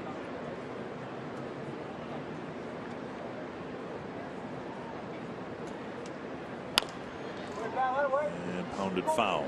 I remember a game at the old Met that Gaylord Perry and I hooked up, and it was over 100 degrees, and boy was that a hot afternoon. And Gaylord, the old goat, I still tease him about it because he only went 6 innings in that ball game. I went 9. I said, yeah, you're just out of shape. But then he reminds me of the home run he hit off me. So, oh, really? We're even. Oh, yeah, every time I see him.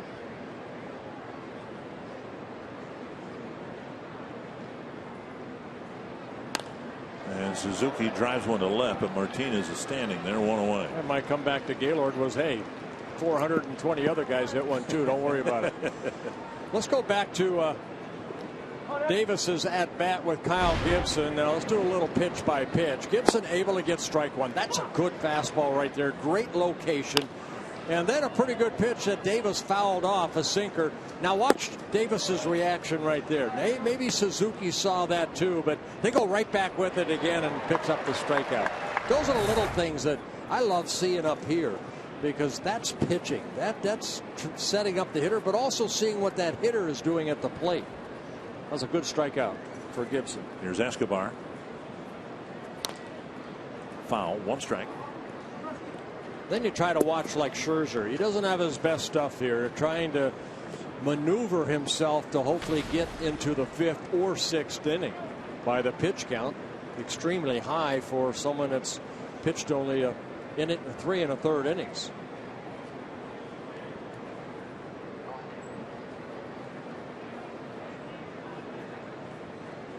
Most pitches Gibson has thrown, 121 in a ball game a couple starts ago against the Pirates. Outside, 1-1. But he went 8 innings in that outing and threw shutout baseball against the Pirates.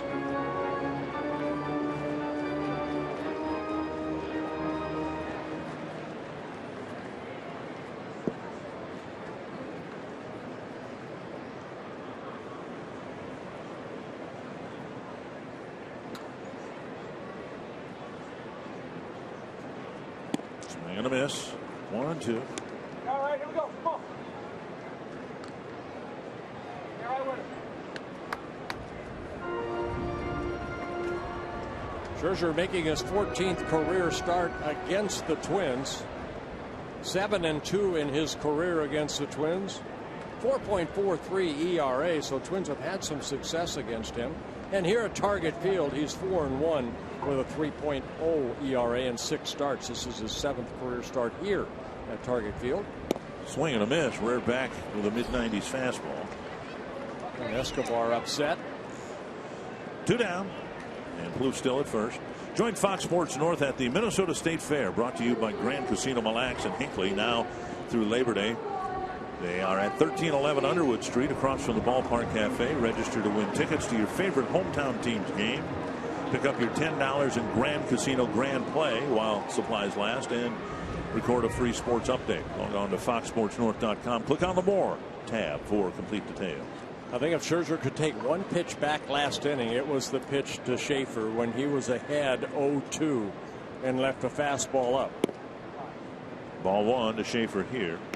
Schaefer whacked it into left center for a double. Santana pulled a double down the right field line. Dozier singled. And the Twins had covered up an early 3-0 deficit.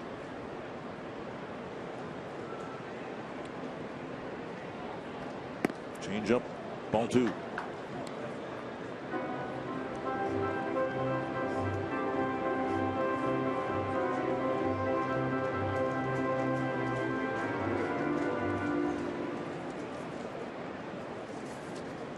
Tied for the most wins in the American League with 14. Max Scherzer.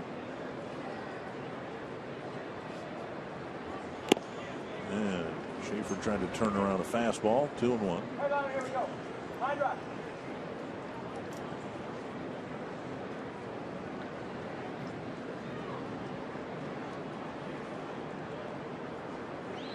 Schaefer with tools, and for the first time in his career, a chance to play every day since being acquired on waivers. He's been in the starting lineup 18 times.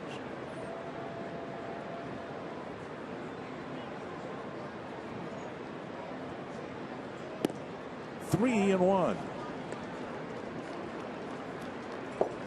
with Santana on deck. Schaefer 9 seasons in the minor league systems for the Braves and also the Twins. A little bit for the Twins. Claimed off waivers from the Braves on August 3rd. On the outside corner, a quality strike by Scherzer. Watch for the gap right here.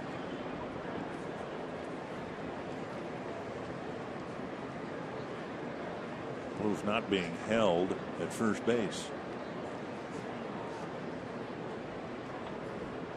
He'll take off. Dribbled left side. That's going to be a tough play for Castellanos. Bare hands, safe at first. Plouffe advances to second on an infield hit by Jordan Schaefer. Boy, as soon as he hit that, that's like a swinging bunt and cat pass Scherzer. Castellanos had no play, really. I mean, he made a great play to make it close, but the speed of Schaefer showing off again, going up that first baseline. 16 hits, 52 at bats now for Schaefer. Castellanos did what he could. Yep. Can't play it any better. But Schaefer just beat it out. And now Santana, who's pulled the ball twice against Scherzer, grounded out to Kelly in the first, and then he hooked a line drive over the first base bag for a 2-run double in the third.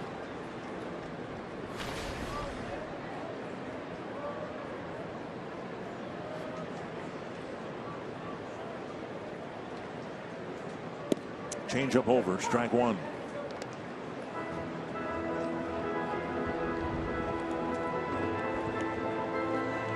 Santana will finish the season in the neighborhood of 400 at bats.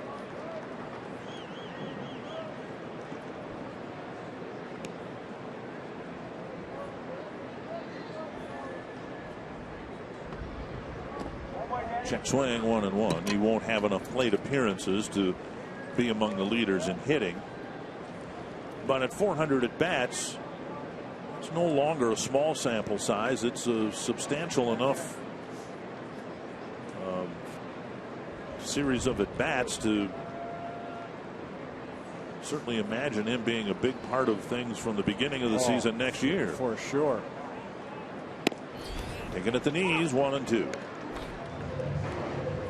17 doubles, 6 triples, 6 home runs. He's driven in 34 runs, 2 here this afternoon, and 284 at bats. Vargas will finish with about half as many at bats as Santana. 1-2. Scherzer's had to throw a lot of pitches again here in the 4th inning.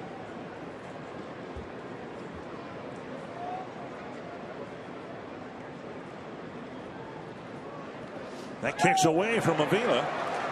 Both runners will move up. The ball goes out of play. An automatic 1-base advance. And now Plouffe to third. Schaefer to first. 2-2. Wild pitch. That wild pitch charged to Scherzer. They hit a divot or something near the batter's box.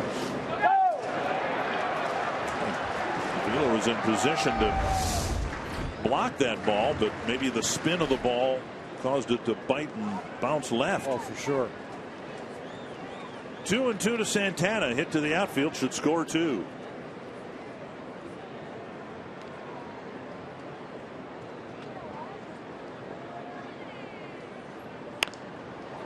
Waiting on the changeup. Sometimes we talk about aptitude for a player. It might not even be a conscious thing, but the ability to adapt to something you've seen before. And I think we've seen that from Santana too. He's seen enough of the changeups now. That time he almost anticipated that rather than the fastball.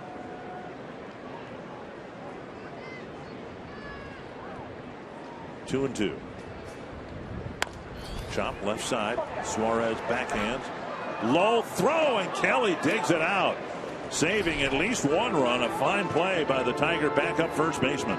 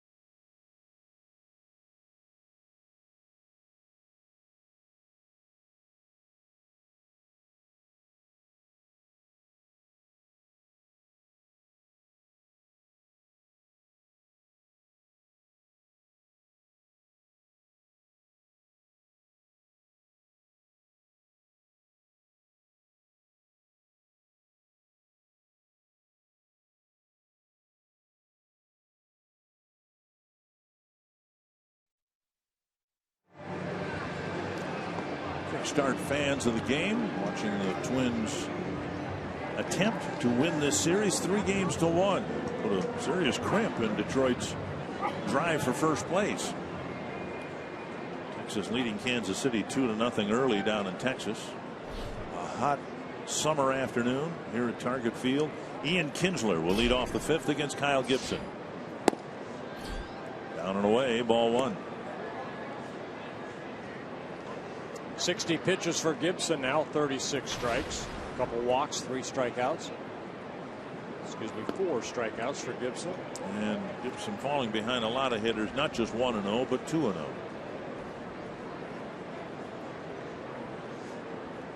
This again, you have to trust your fastball away that you can get it outer half of the plate for a strike. It's where Suzuki's sitting up. And that little two-seamer came back down and in. Off the corner, 2-1.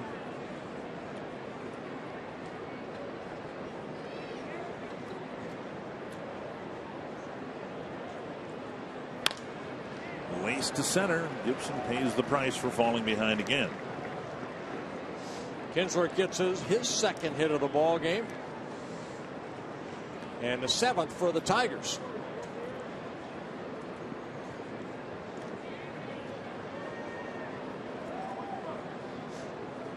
Gibson making his 35th major league start, 13 wins, 13 losses. He's had one double play turn behind him, that coming in the 3-run 3rd inning. Pitch tracks presented by Dodge.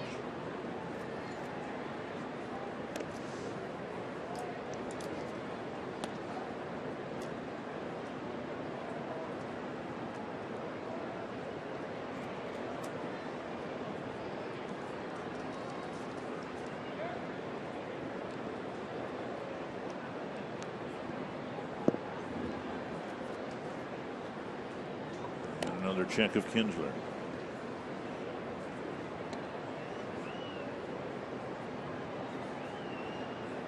J.D. Martinez trying to steal a base in the 2nd inning was thrown out. Good throw by Suzuki to Dozier. Kinsler, 13 stolen bases. Likes to run. And of course, Torrey Hunter very good at the handler of the bat. Someone that I'm sure Brad Ausmus at time to time would put the hit and run on.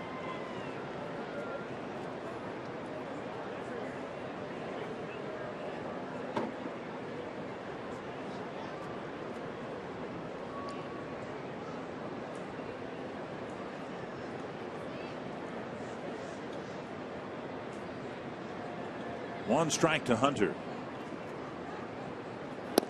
Big swing and a miss. Torrey going for the downs right there. Big swing. 15 home runs on the year for Torrey. 329 home runs in his career.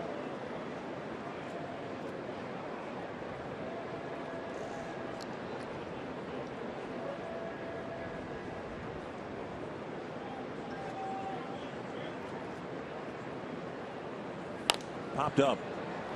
Mauer in foul ground. It's out of play.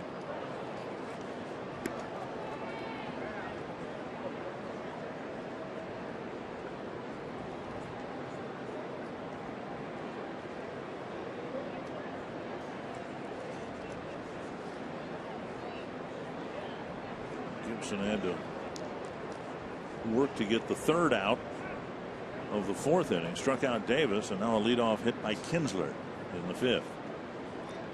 Ahead of Hunter, 0-2.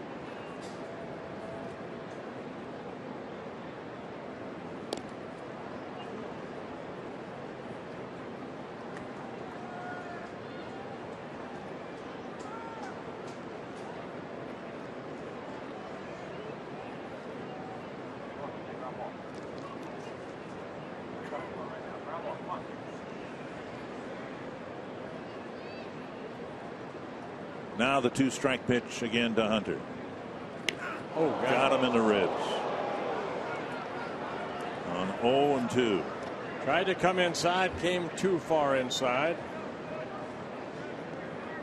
Gibson hitting just his 2nd hit batsman of the year on an 0-2 pitch to Torrey Hunter.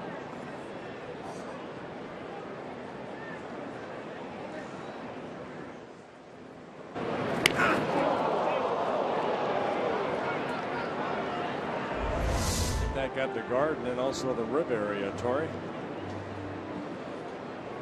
Gibson's creating another situation here in the 5th now. 1st and 2nd, nobody out.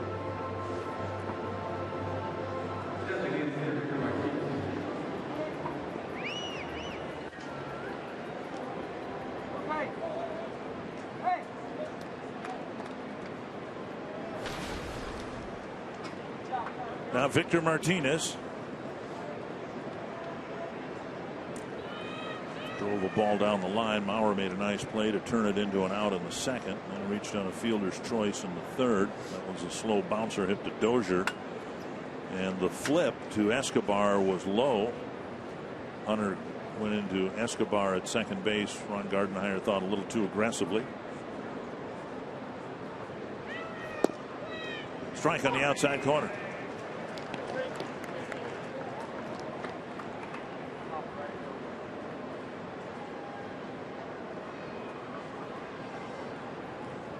And 6 ground ball outs for Gibson, only 1 fly ball out.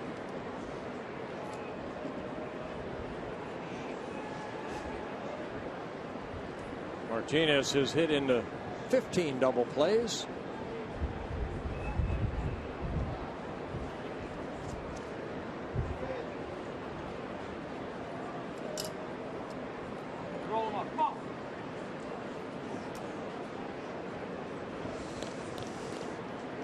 It's interesting about the Tigers getting their situations, men in scoring position. They've done it one base at a time. So many singles. Now a drive down the line, looking foul. Twins have picked up 24 extra base hits in this series. The Tigers just 7. Twins have 16 doubles, 4 triples, 4 home runs. Yeah, not too often we see a doubleheader without a home run. There were no home runs hit yesterday. Here on Friday night, the Twins hit 4. And the Tigers hit 1, and that was a leadoff hitter, a home run by Kinsley. 2 strikes to Martinez. We've talked a couple of times in this series about how tough a strikeout Martinez is. Gibson could sure use one here. Right hand hitting J.D. Martinez on deck. See if they go that sinker down and away. Watch Suzuki get a ground ball. Foul tip, and that got Suzuki. That really got Suzuki, and he just wanted the ball back from home plate umpire Eric Cooper to resume play. Catchers get beat up back there. Off the knee guard, the inside of the shin guard, and then off his bare hand.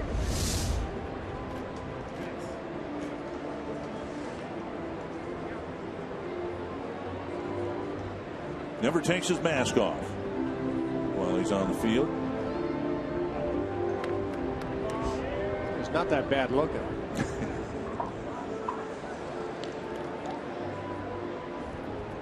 Two strikes to Victor Martinez.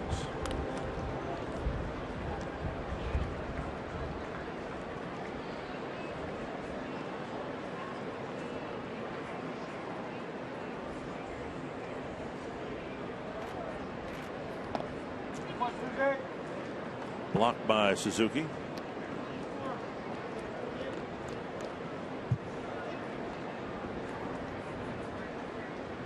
As they went with a breaking ball in the dirt to try to get Martinez to swing and miss. Yeah, Suzuki got kind of caromed with that foul ball because it looked like that pitch was going to be in the dirt, and he's already on his way down and kind of opened up that, left knee area.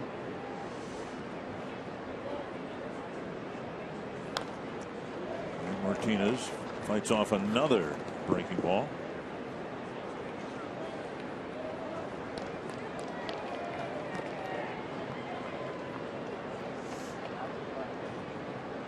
The target in this at bat consistently down and away. Hoping that he will beat one into the ground.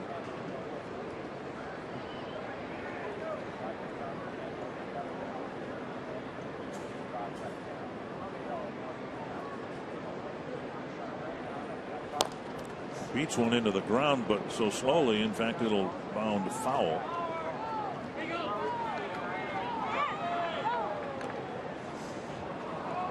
Well, that's what you're looking for right there. Again, you mentioned Dick Martinez. He struck out only 36 times in 441 plate appearances. So a tough guy to strike out. And you're going to assume he's going to make contact, and you hope that you can make that good sinker down and away again and get a ground ball. In this at bat, he's fouled off 3 2-strike pitches. Yeah, what you can do too is also he's looking maybe away, maybe try to sneak a fastball in on his hands. It has to be in though. You can't leave it out over the plate. And now flip foul. Change up right there.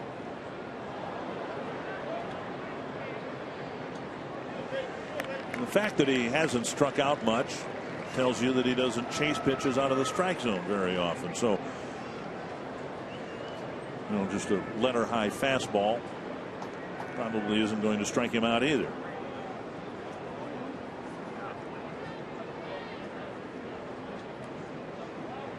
Breaking ball driven deep to left. Jordan Schaefer going back, and that ball hits off the wall. Santana will play the carom, and the throw coming to the middle of the infield. It'll score a run with Martinez nearly clearing the fence and left, and Schaefer a little stunned near the warning track. Yeah, Schaefer had to make contact with that wall, got it back in, and just overshot Escobar, who was the cutoff man. One of the longest singles you'll see. Well, it looked like a breaking ball that stayed up, and Martinez almost jumped out over the plate and hit it right against the wall. Schaefer bangs into the wall, and Kinsler scores from second base. 4-3 Rangers lead. Still nobody out. No activity in the Twins bullpen. Ron Gardenhire hoping to give him most of this game off. Swing and a foul, and it got another piece of Suzuki. He's going to try to walk this one off. Followed by Eric Cooper. Suzuki's taken a beating just in this inning alone. 2 singles, a hit batter on an 0-2 pitch.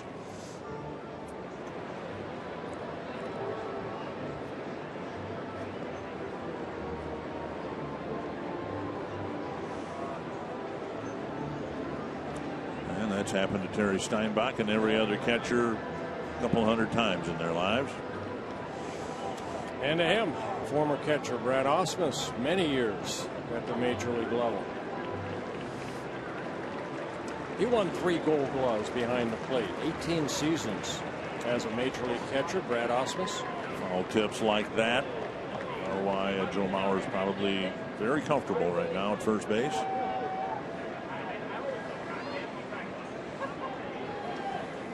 It's not good when your trainer's laughing at you. 1 strike to J.D. Martinez. And that ball gets by Suzuki, and he'll be upset about that, as where the foul tip got him a moment ago. Both runners move up.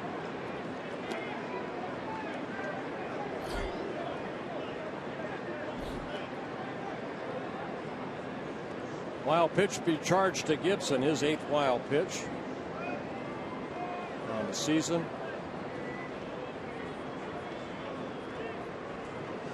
Both starters here this afternoon, not real sharp. Down and away, 2-1. Paul Molitor getting Joe Mauer's attention. They're going to bring him in now, even with the base at first.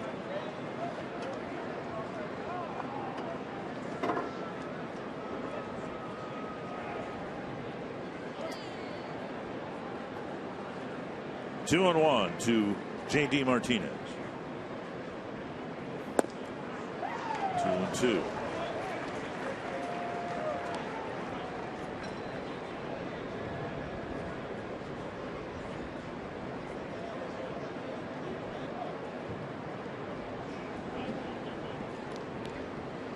Gibson needing an out. Tigers playing without Miguel Cabrera today, and they put 4 runs on the board anyway, and a chance to do more damage here in the 5th.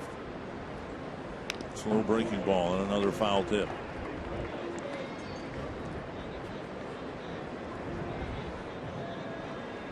Eight hits for the Tigers. 80 pitches now for Gibson. 21 so far this inning.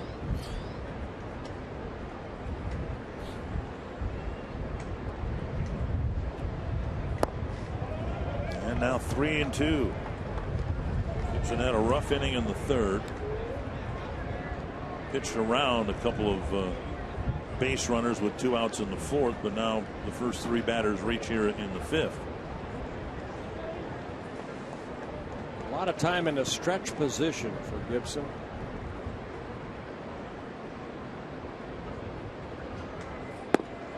And he ends up walking him.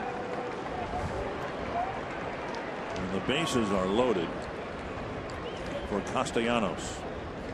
3rd walk of the ball game for Gibson. And Rick Anderson out for the 2nd time in this ball game. In last night's game, Trevor May had the lead through 5, and the Twins sent him out in the 6th, and May couldn't complete the 6th inning. And Ron Gardenhire asked about it this morning on his radio show. Said, you know, he's got to learn how to pitch through 6 if we ever want him to go 7, basically, is what he said. And similarly here, the Twins have had to overwork their bullpen because of some short starts in this homestand, and they're going to let Gibson sink or swim out here in the 5th, although the bullpen now starting to get active. Brian Presley again getting loose out there. Again, nobody out. He's faced 4 batters. Still Gibson out there able to get maybe 1 pitch, get a couple outs if he can get a ground ball. Castellanos with a walk and a strikeout.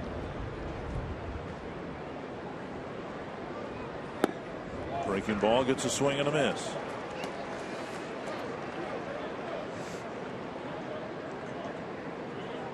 Castellanos getting an opportunity to play every day, as you see where everybody is for the Tigers on the base paths. Only 22 years old in his 2nd season with the Tigers. Last year, September call-up. Another breaking ball. Castellanos wouldn't chase it. 1-1.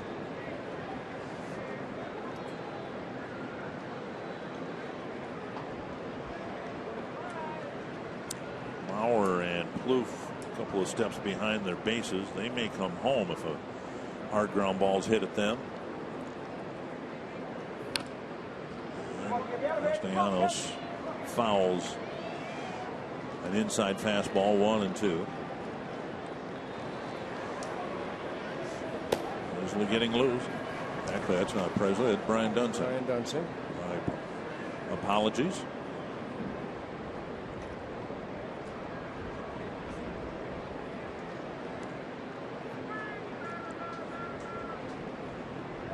One and 2.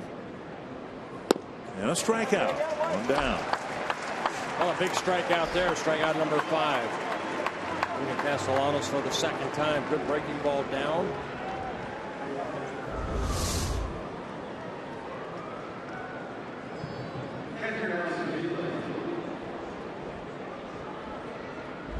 And now Alex Avila.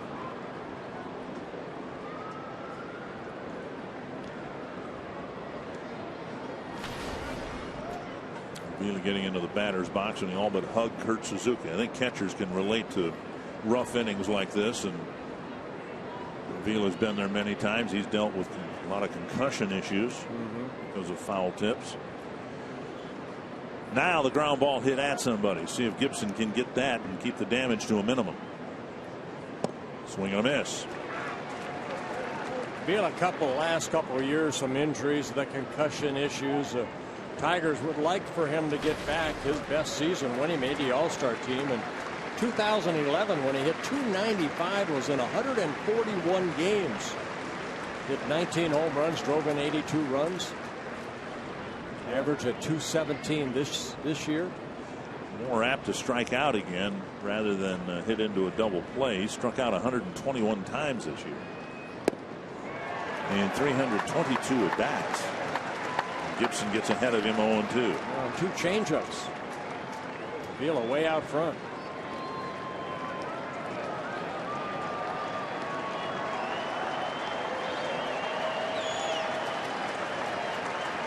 They cut down his playing time, but the average also has come down. Last year hit only .227 in 104 games.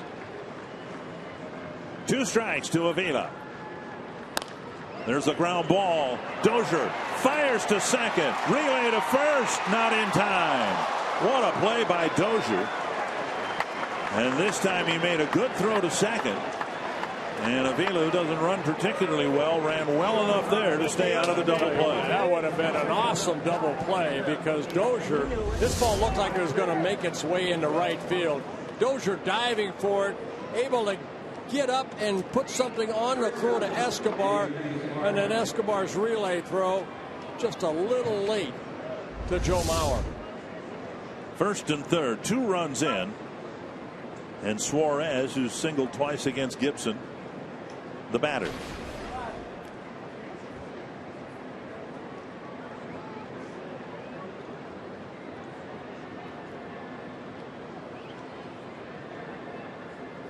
Swing and a miss. Gibson getting a lot of swings and misses with that breaking ball.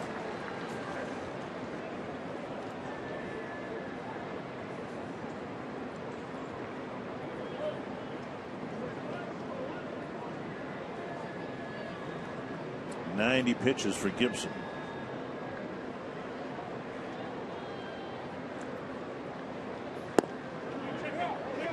A 2-strike. It was not a bunt attempt. He showed bunt but never offered at it. 1-1. Sure looked like he did right there, but Tom Allian, the crew chief at first base, said he did not. Nope. Squared but didn't advance the bet. I thought he just jabbed at it and then pulled it back. 1-1. 2-1.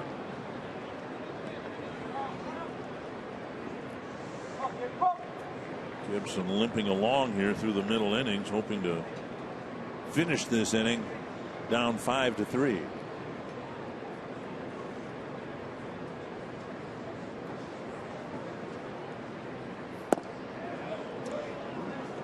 Eric Cooper was going to come up out of his crouch and raise the right arm, but he didn't. 2-1, or 3-1, I beg your pardon. Don Kelly on deck.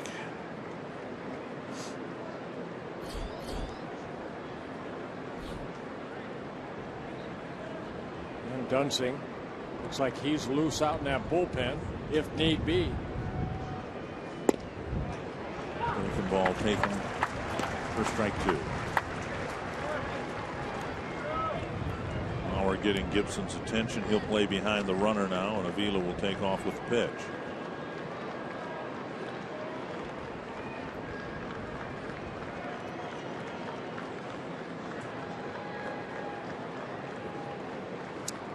Full count to Suarez. And a walk, second of the inning. And that's going to be the end of the day for Kyle Gibson. Not sharp over the last 3 innings, and he's done for the day, down 5-3 and leaving the bases full for Brian Dunsing. Seemed like he went to a lot of breaking balls here this inning, and he forgot about that sinking fastball. You get hurt a couple times on that fastball, you don't give up on it, you don't put it in your back pocket, but not a good outing for Gibson. Brian Dunsing coming in.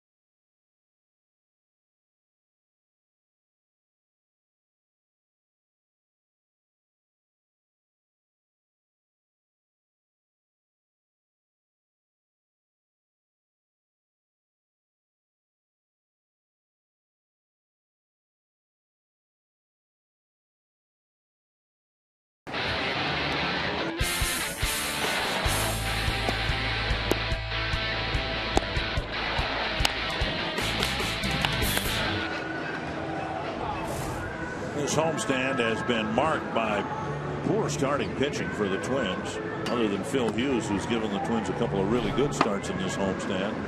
And Gibson couldn't ever really seem to get on track here today, particularly once the trouble started in the third. And 95 pitches for Gibson, 59 strikes, 4 walks, 5 strikeouts. Brian Dunsing coming in. He worked here on Friday night, 1 shutout inning against the Tigers in the Twins' 20-6 win. Threw only 86 pitches, 6 for strikes, making his 51st relief appearance. Kelly standing in, bases loaded, 2 away, big spot for Dunsing. Swing and a miss, and Suzuki with a nice save. Again, the Tigers apparently committing to Miguel Cabrera getting a full day off. They have a scheduled off day tomorrow. They want a couple days for Cabrera to try to heal from the ankle issue, but boy, wouldn't it be tempting to make the switch here with the bases loaded and a chance to break the game wide open. 1-1. Well, Detroit saying that he really retweaked that sore ankle when he was trying to beat out, staying out of a double play that he hit into. He hit into a couple of them yesterday in game 2. Lefty against lefty, 1-1. Dunsing to Kelly. Inside 2-1.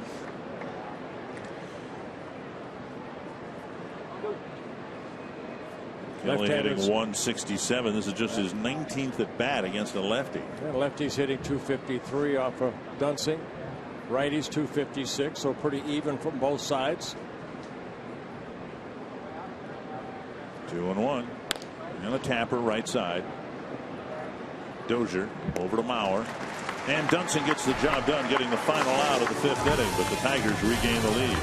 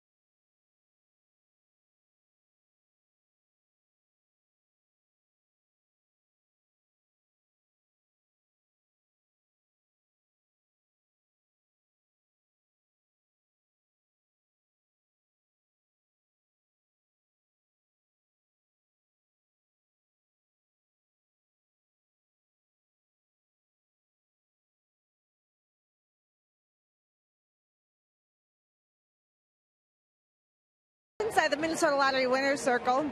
I'm Jamie Hirsch with a couple of parents celebrating their son's 4th birthday today. How are you guys staying cool, first and foremost? We're not. Let's just be honest. It's a gorgeous day. It's a little warm, though. And what else is on the birthday docket for Alec? Well, today we're going to enjoy the rest of the day at the game and maybe go to the pool later. And then next weekend is the big birthday party. Sounds fun. I hear it's going to be at the zoo. We're going to give you $100 worth of scratch-offs to help pay for the birthday festivities a little bit. And Alec, what do you have to say? Go Twins. Happy birthday. Very good. Very nice. Thanks, Jamie. Brian Dozier leading off the 5th inning. The first time the Tigers scored a 3-run 3rd inning. The Twins answered with 3 of their own in the next half inning. And we'll see what happens here with Scherzer misfiring 2-0. Hey, when you were growing up, did you get a birthday party every year? No. I didn't either. No, there were 7 of us. in our family. No way. They forgot our birthday. That's why do you think I count down to my birthday every year? I never had a birthday when I was younger. Yeah. Mom, it's my birthday. Big deal. Yeah. You know, go outside and play. Get a job. 2-1 to Dozier. You're 6 years old. You're old enough to work now. 3-1. Gibson wasn't sharp for the Twins. Scherzer has not been his usual self for the Tigers. I think I had 2 birthday parties in my life before I became. I think my third one was my 50th. 3-1 to Dozier. Tigers got a leadoff single in their half of the inning and eventually scored a couple of runs. And now it's a full count to Dozier. Drove in a run with a single his last time up.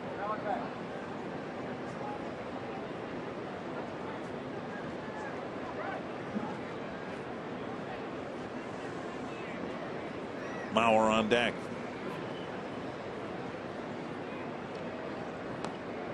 Check swing and a foul tip.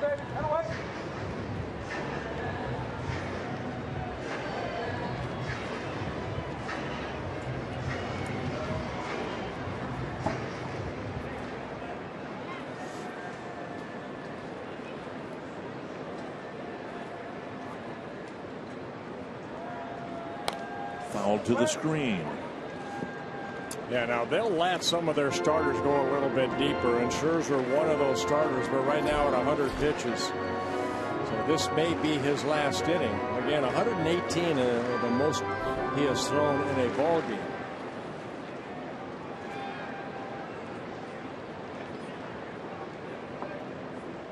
Another 3-2 to Dozier. Taken low for a leadoff walk. Well, there are a couple of reasons for that. One, the quality of pitchers you're talking about. 3 Cy Young Award winners, Price, Verlander, and Scherzer. But also the Tigers have had a very leaky bullpen all year long. And in the case of this series, Tigers got 2 painfully short starts of less than 2 innings to get this series started. Scherzer walking his first batter. And now Mauer, a liner to right, caught by Hunter, and a fly ball to left. Indians beat Houston 3-1. Trevor Bauer with another good outing for Cleveland. At the knees, strike 1. Former Tiger Avisail Garcia hit a game-tying home run in the 10th at Yankee Stadium, and it is 4-4. The home run coming in the 9th, rather. They're now in the 10th. Tied at 4. Seattle's on top of Boston 6-5 in the 7th. 1 strike to Mauer.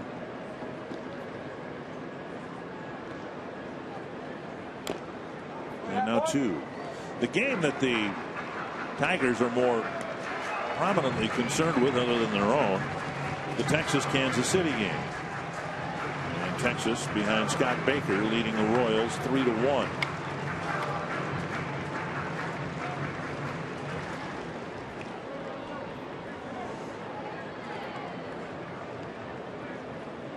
Two strikes to Mauer. He's trying to build an inning around a leadoff walk.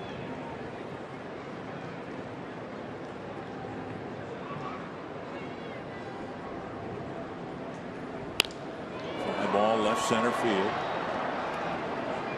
Martinez again with a catch right about where he caught Mauer's fly ball in the 3rd.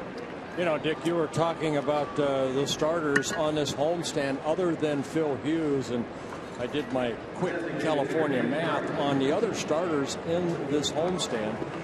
That they're combined, the other starters, 7.69 ERA. And the other, there's 2 games that Phil Hughes worked, 7 1/3 and 7. Other than that, the last, all of them really struggled. Here is Vargas, a single. His last time up against Scherzer, 1 for 2. Swing and a miss over the off-speed pitch. And that's over 11 ball games, so 9 ball games. You know, 7.7 ERA. That's not good.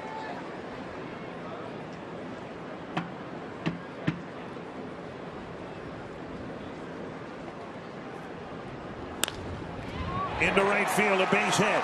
Dozier around second. He'll go to third. Vargas has his second hit today. Dozier with a big turn at third. Vargas has his second hit today against one of the elite pitchers in the game. Well, with Kelly holding on, Dozier, of course, his range is once that pitch is delivered, he'll jump off first base, but the ball kind of left right there, looked like a changeup.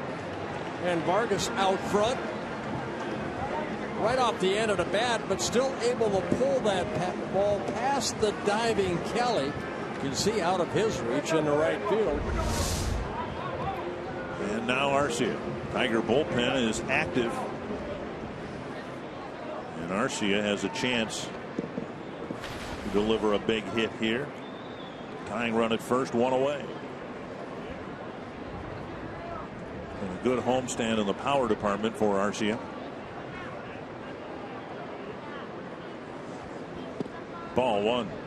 He's hit 4 home runs in this homestand. 2 against Kansas City, 1 against Cleveland, and then 1 here on Friday night. Johnson and Phil Coke warming up. A couple 2-run home runs, a solo home run, and a 3-run home run. Pulled foul. Jake Petrichka just gave up a 3-run home run in the 10th to the Yankees. And the Yankees beat the White Sox 7-4.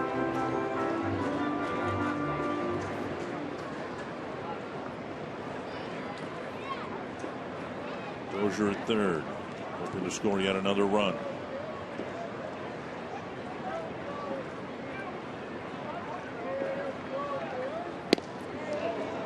And Scherzer reach back and try to get the strikeout. He struck out Arcia in a similar spot in the third. With a fastball away.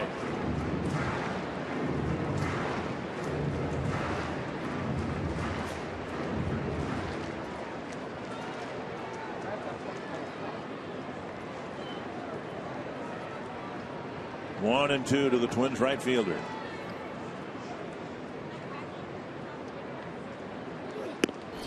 Two and two.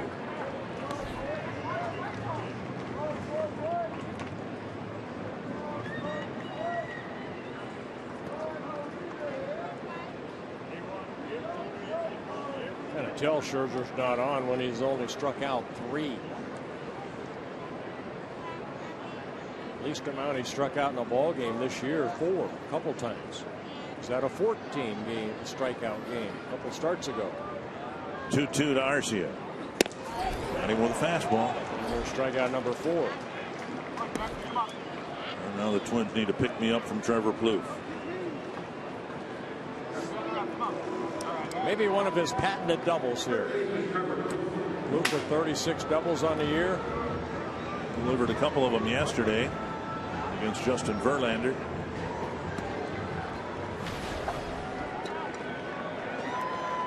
Plouffe hit by a pitch in the first pitch he faced or saw from Scherzer leading off the 4th.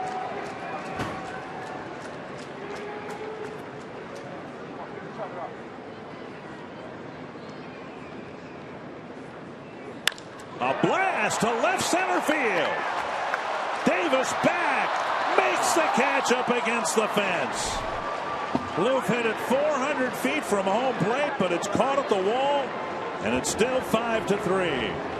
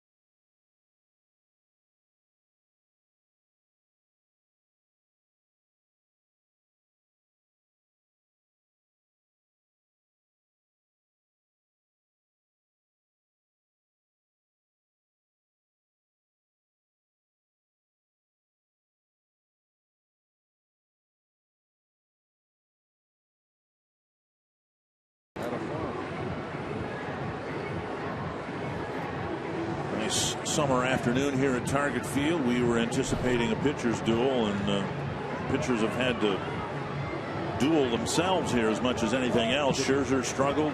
Gibson struggled. To be honest with you, I thought Plouffe hit a 3-run home run. That sounded good, but to the deepest part of the field here at Target Field. And Scherzer afternoon might be done, but 112 pitches, and he's a pitcher record. Where Gibson is a pitcher record for the Twins. And maybe in its own way a sign of improvement that we've seen from the lineup over the course of this season. Twins lost last night, but it was the best sequence of at-bats they've had against Verlander in years. Now, some of that might be because Verlander isn't the pitcher he was a couple years ago, but Scherzer's been very good. He is, by his own estimation, better than when he won the Cy Young last year. And again, look at the score sheet. 6 up, 6 down, and then Twins had some really good at-bats and knocked him out early, if that's what's happened. 1 down here to begin the 6th inning. Davis retired on a chopper. Time for our McDonald's Big Moments. Which Twins moment is your favorite? Arcia hitting all the home runs. Kenny Vargas continuing to impress with hits all over the ballpark. Or Danny Santana getting hits all over the ballpark again. Log on to Fox Sports North's Facebook page to vote or retweet or tweet your pick with hashtag Big Moments on Twitter. That'd be exciting to see who the winner is there. Ball 1.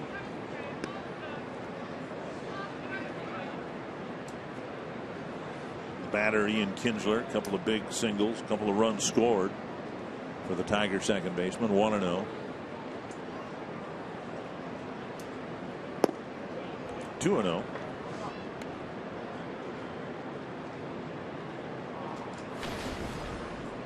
What we've seen from the lineup, enough hitting, enough run scoring for this to be a much better homestand. You know, the Twins in the last 3.5 years haven't played well at home, despite being very well supported by the fans. And so you had an 11-game homestand here, and everybody's waiting for the, you know, that 8-3 homestand, 9-2 homestand. Well, the Twins have hit the ball well enough to have that. Yes, they have. It's just been the same old problem for the Twins: poor starting pitching. Well, this lineup is starting to look pretty formidable with the power that they've shown throughout the homestands. 4 home runs in 1 game. That's ball 4 to Kinsler. All the extra base hits in this series. I think Gardy has to be very happy day in and day out to look at his lineup, possible lineup, and say, you know what, this team's going to score 4 or 5 runs a game, this lineup. But then they have.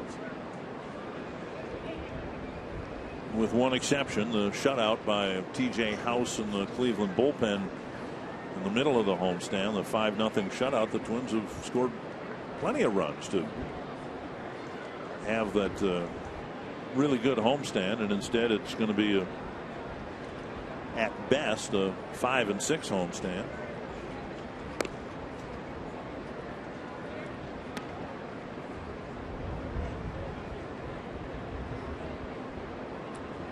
Hunter, single, hit by a pitch, a run scored.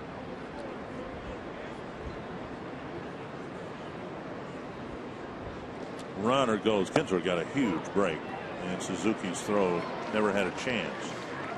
Kinsler, 14th stolen base, gets in a scoring position with 1 out. Veterans can do that, and Kinsler picked up something because he almost took off for second before Dunsing broke to the stretch. I've told the story before. Years ago, Tommy John did some Twins television, and we were in Detroit. There's a ball flared into right center field. Dozier out, makes the catch over his shoulder. 2 down. And Sparky Anderson was still the manager of the Tigers. We were at Tiger Stadium, and Tommy asked Sparky, how come you guys always ran so well against us? And Sparky yelled out at Alan Trammell, who was still playing back then, and he said, Tram, how did we steal on Tommy John? And Trammell just touched the bill of his cap. And Sparky told the story that here's this veteran, a guy who'd been around for 20-some years, but as a left-handed pitcher, when he would get into the stretch, as soon as he turned toward home plate, he'd never look back. And he would, right after that, deliver the pitch. And the Tigers consequently were able to get a really big jump. Now they tell him. Yeah. After the fact. I think that's what Tommy told Sparky, too. Why don't you tell me back then? Well, whatever it was, Kinsler got a huge break and stole second base. Here's Victor Martinez now as a right-handed batter. Strike one. Well, Dunsing has done a good job of not allowing stolen bases. Only the second stolen base successfully against him. 2 have been caught. And sometimes runners against a left-hander will just say, we're going on first movement. If they throw over, they've got us. And I might beat the throw to second. Right. Towering fly ball to left. Schaefer going back. He's at the wall, and that ball is gone. A home run for Victor Martinez. Home run number 25 on the year for Martinez. And I was watching his reaction at home plate, and you know, when he hit that ball, he thought he got enough. No, you know, being a hot dog or anything, he just thought that he got it, and he sure did. A 2-run home run for Martinez, and it's a 7-3 ball game. Watch Martinez right here, ball down. Look where the pitch is. Yep. It's a golf swing. 10th home run hit by Martinez as a right-handed hitter. His 25th of the year. And now J.D. Martinez, another walk, paying off for the Tigers. Dunsing's walk of Kinsler.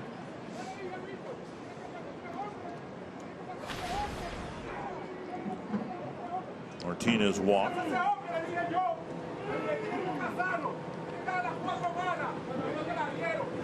And Cabrera jawing at Martinez. Here's a ball literally hooked into the gap. And it'll go all the way to the wall. That ball started towards Santana, or at least in his general direction.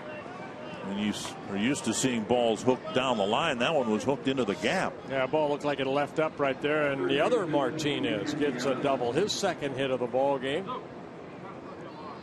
And his 24th double. And Suzuki walking out to the mound.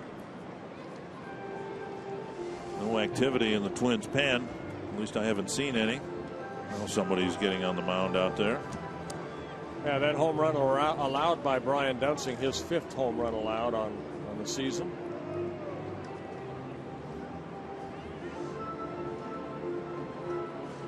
Tigers' first home run since Kinsler's first at-bat home run in the series opener Friday.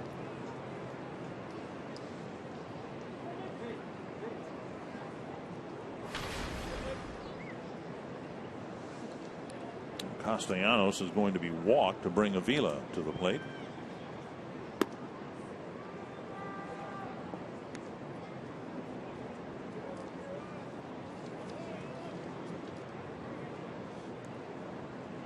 Castellanos being intentionally walked for just the 2nd time this year, but Avila, struggling against lefties, will be asked to hit against Dunsing here.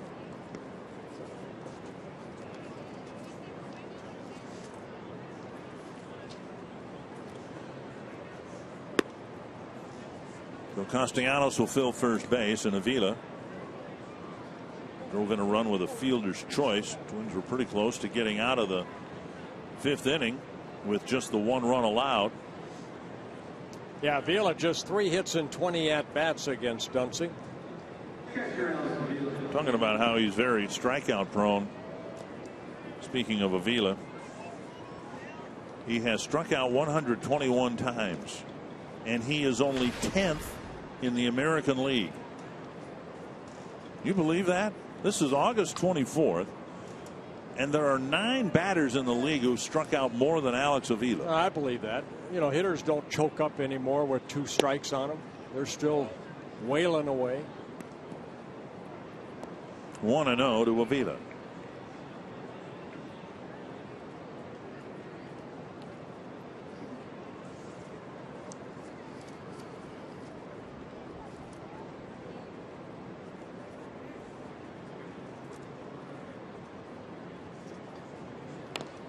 Tapped foul, and it's 1-1.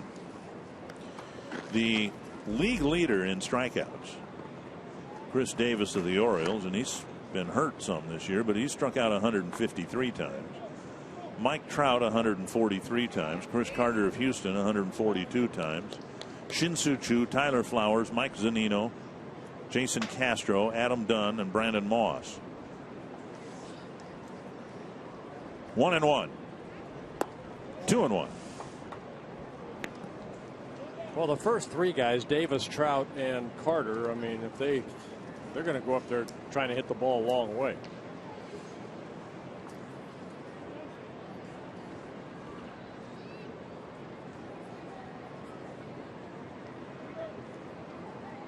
B.J. Upton leading the National League with 155 strikeouts. And now 3-1. Bullpen hasn't been as effective as we've grown accustomed to seeing, and I think the overworking of the bullpen has had a lot to do with that. Samuel DeDuno warming up behind Dunsing.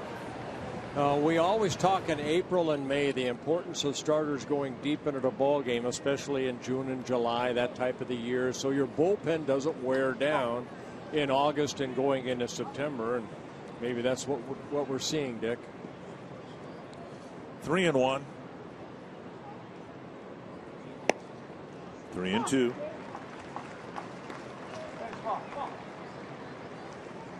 Runners will be off with the pitch.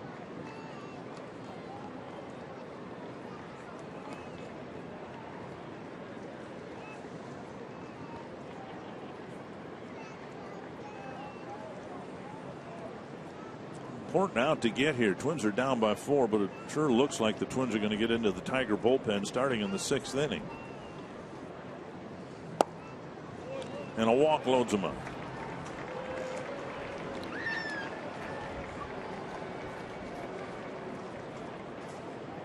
You can view photos from the weekend series against the Tigers. 5 things we learned from the Vikings-Chiefs preseason game. And you can check out our weekly feature of the best pictures from the last 7 days on FoxSportsNorth.com. Rick Anderson to the mound. Been a tough inning for Brian Dunsing, who got the last out of the 5th. But uncharacteristically, 3 walks by Dunsing, counting the intentional walk. And the home run by Martinez on a pitch that wasn't even a strike. Well, you saw DeDuno warming up in a bullpen, and this is not the situation you want to bring DeDuno into. Bases loaded. Eugenio Suarez with 2 singles and a walk. Tigers already up by 4. They left the bases loaded in the 5th inning after scoring a couple of runs, and now Dunsing will try to bring that same result to bear here in the 6th. To center, and it's hanging in the air for Santana. 2 for the Tigers on the home run by Victor Martinez, his 25th of the year, and the lead is pushed out to 4 runs.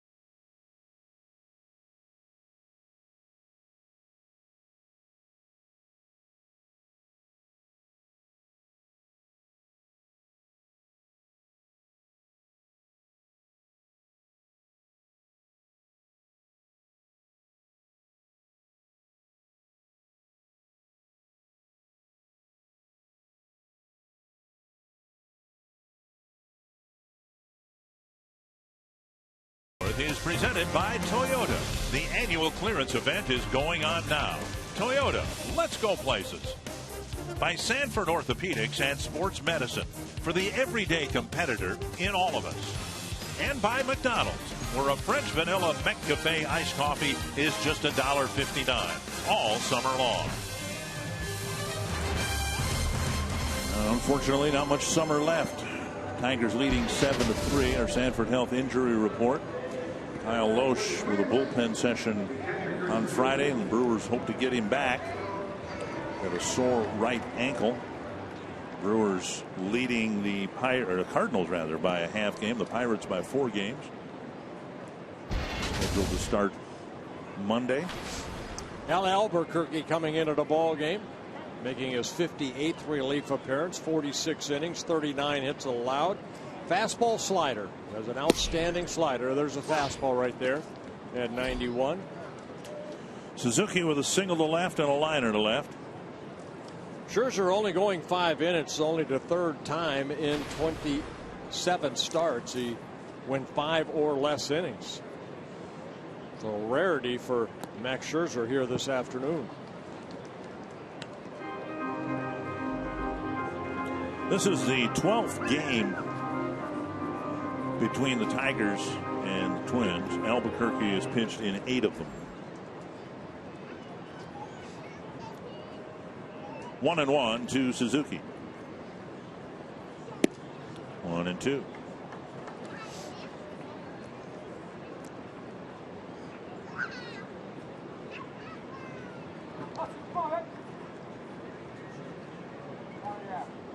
Suzuki, Escobar, and Schaefer, bottom third of the Twins lineup.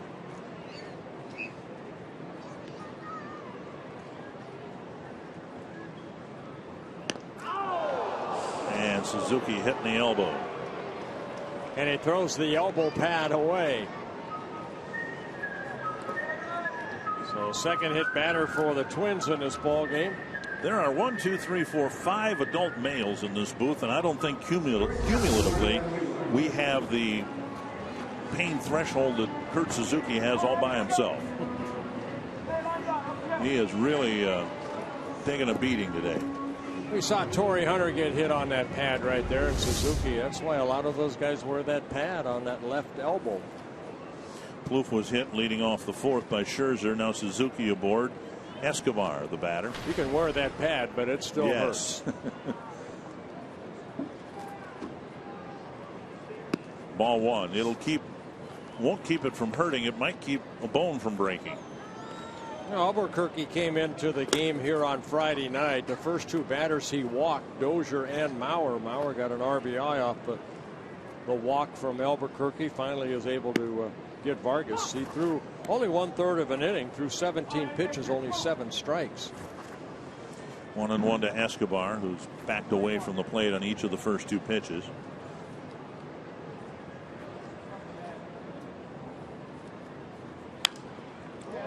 One and 2.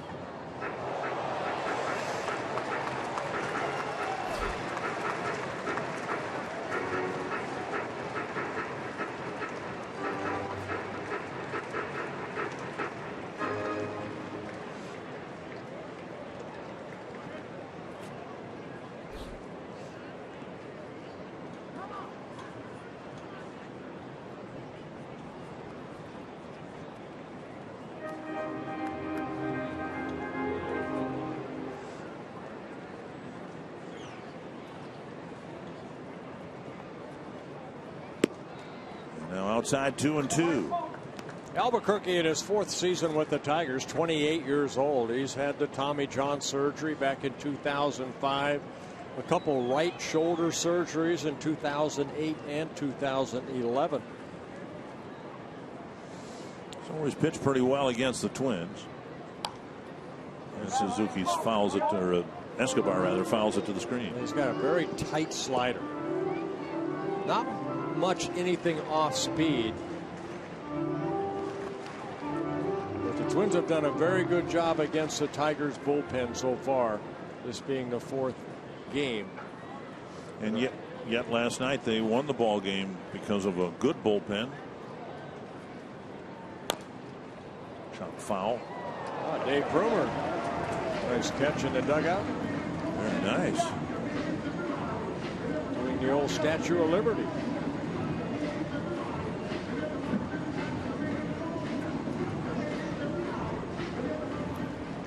Tigers are going to ask the bullpen to give them 12 outs without giving up 4 runs. That's not as sure a thing as you might think. There's a pop-up foul that'll reach the seats.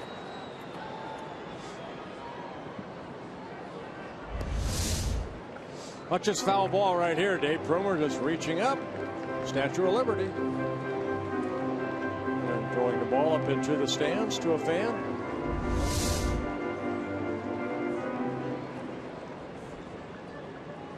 Escobar battling Albuquerque.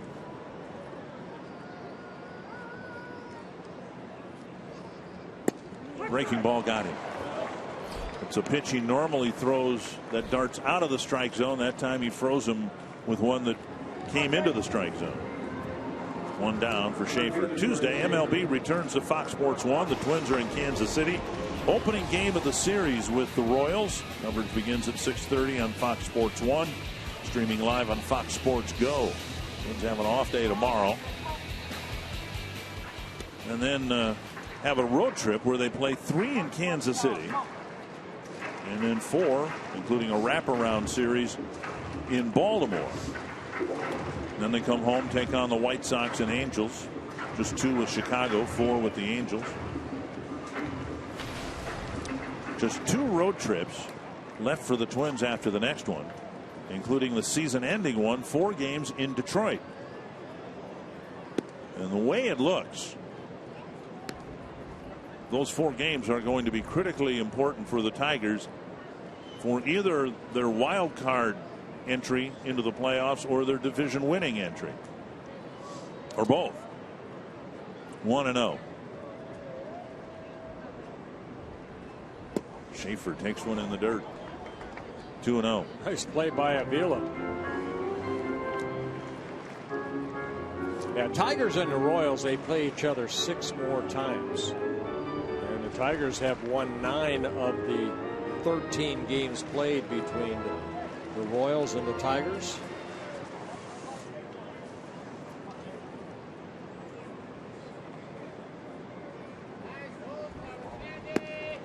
And that's a pretty lopsided season series, but then there was that series in mid-June, the defining series for the Royals. They went to Detroit and won the first 3 of a 4-game series, lost the finale 2-1. So the Royals, based on that series,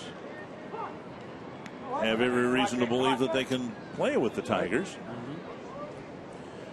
The scores of that series: Kansas City winning 11-8, 11-4, 2-1, and then losing a 2-1 ball game.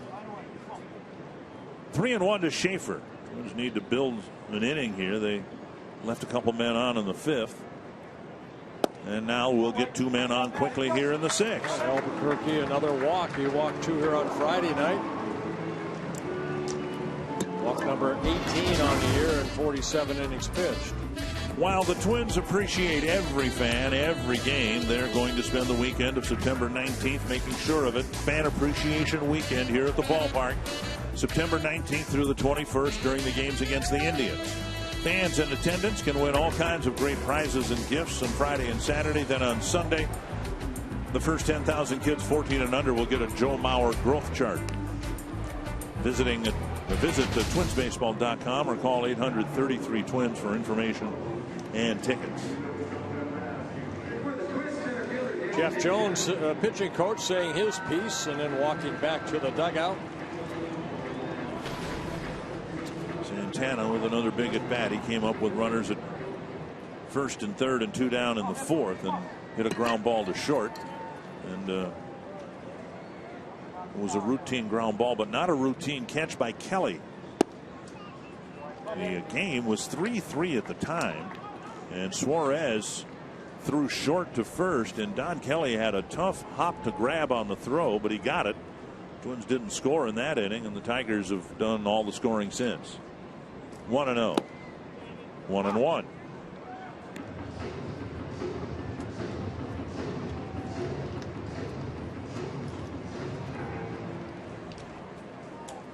need to jump back into the game. A couple of 2-run innings for the Tigers.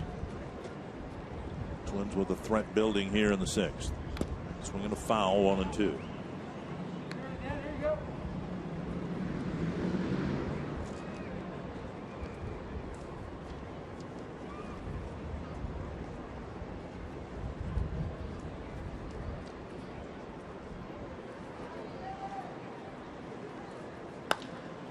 Base hit right field. Suzuki around third. He'll be held there. And Santana with another 2-strike hit. And the bases are loaded. Tying run to the plate, Brian Dozier.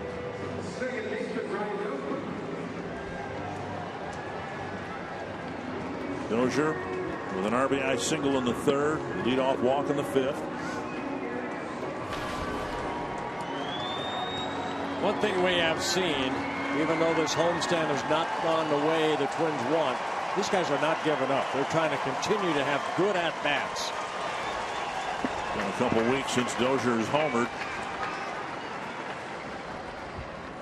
Ball 1.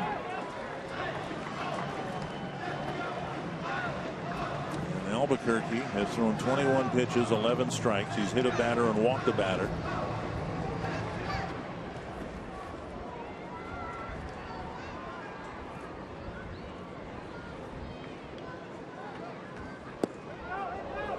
Breaking ball. Dozier thinking fastball, ducked out of the way, and he almost got the called strike he got in the Escobar at bat.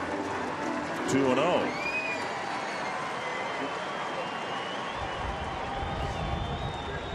Albuquerque has allowed 7 home runs. Fastball on the outside corner.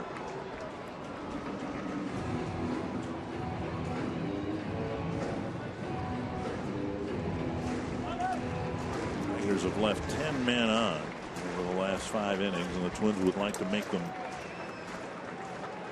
pay for that. On the outside corner again, and Dozier with a glare and some words with Eric Cooper. Kind of barking at Eric Cooper right there. He thought that ball was away.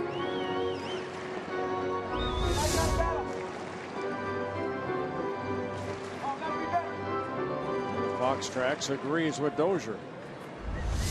2-2.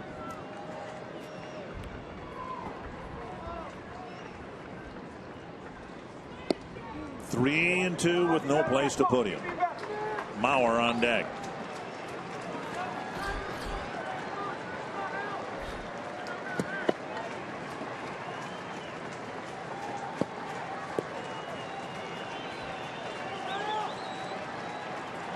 Full count to Dozier. To left. Martinez coming in. And no chance for anybody to advance. 2 down. Yeah, a little bit off the end of the bat. Brian Dozier and Martinez not playing very deep. Came in, made the catch. Suzuki had to stay at third. Albuquerque working himself into a jam. He'll rely on another reliever to get him out of the jam. The bases are loaded, 2 down. Brad Ausmus to the mound.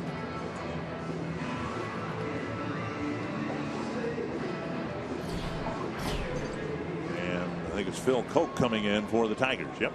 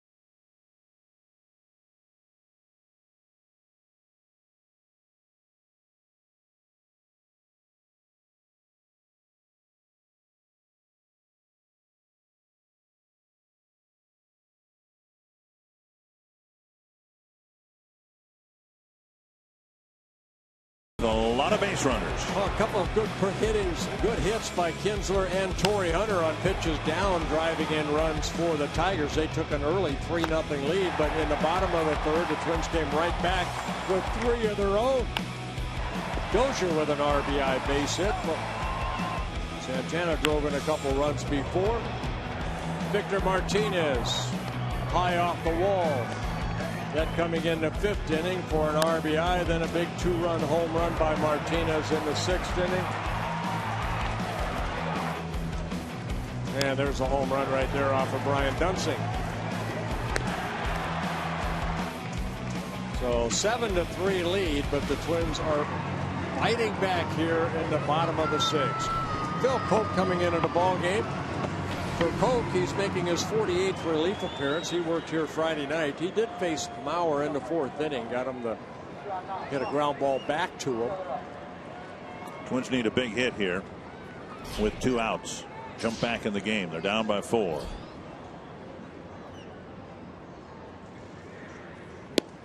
Fastball, strike 1. Koch has really struggled getting right-handed batters out, but he's remained pretty effective in getting lefties out. Well, here on Friday night, Phil Koch, one of the better relievers in that game, that ugly game for the Tigers, but he worked an inning and 2/3. No hits allowed, a walk and a strikeout. 1 strike to Mauer.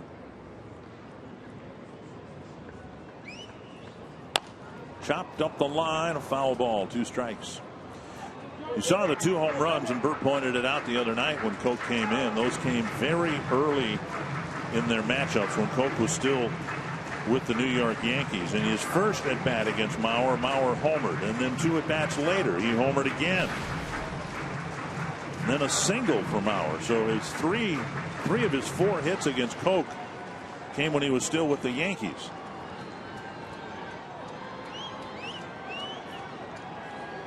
Since then, Koch has won most of the battles.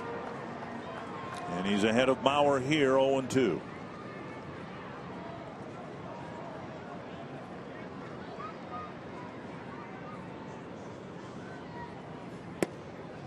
Fastball missed the inside corner, not by much.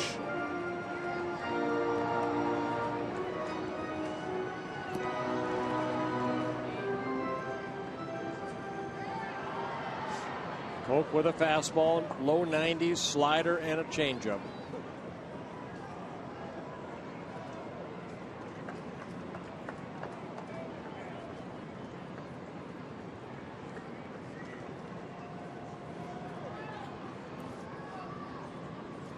Breaking ball nearly hit him, 2-2.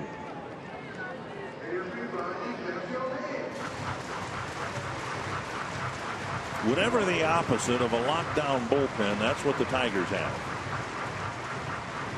They make it interesting. You're the opposing team, you don't feel like you're out of it. Even in the win last night, the Twins got a run, made things a little tight for Joe Nathan in the 9th inning.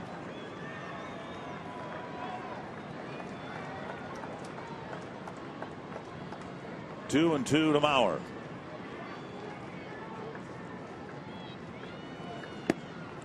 And now a full count to Mauer. Albuquerque ran the count full to Dozier with the bases loaded. Vargas on deck.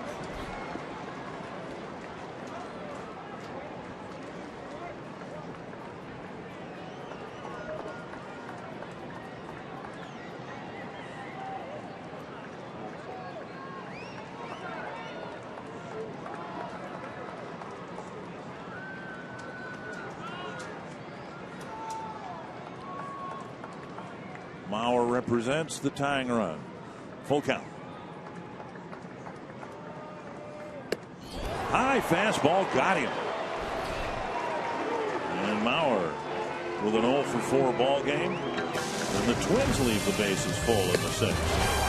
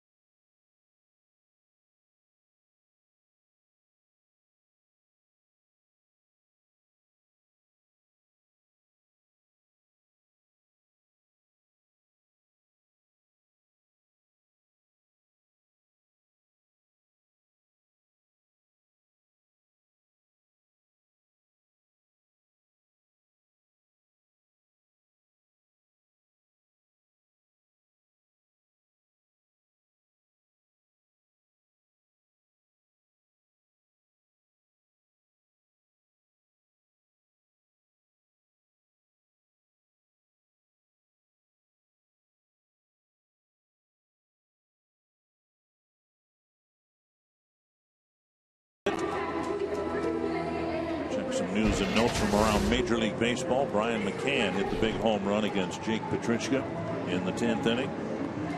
Chris Sale had it going, had an early lead to work with. Didn't work out too well for the White Sox. Alfredo Simon, 1 earned run in over 7 innings. A remarkable resurgence in his career. Mike Fiers with another win. And he beat Vance Worley and the Pirates. Samuel Deduno will start the 7th inning. Yeah, Deduno worked in game 2 and last night. Worked a couple innings, gave up a couple hits and a run. Twins lost again last night in game 2, 8-6.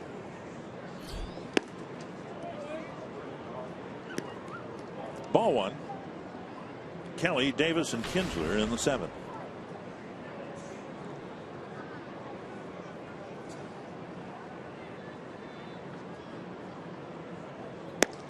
Two and 0. Tigers were set down in order in the first inning by Kyle Gibson. Got a single, left a man aboard in the second.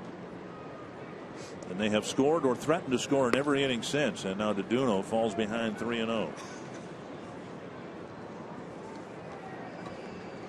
Gibson struggled. Dunsing struggled. And Deduno, his lot of walks, 38 walks in 89 innings pitched. Which is why you couldn't bring him in the bases loaded situation you spoke of before. And he walks Kelly on 4 pitches. Second time that the number 9 batter has walked on 4 pitches. Twins fans, you can come to the Twins game Saturday, September 6th. Get your All-Star Game Glenn Perkins bobblehead presented by Pepsi. First 10,000 fans at Target Field that night will receive the limited edition bobblehead. So call 833-TWINS. Visit twinsbaseball.com and get your tickets for the game against the Angels. Here's Rajai Davis. Is firing again.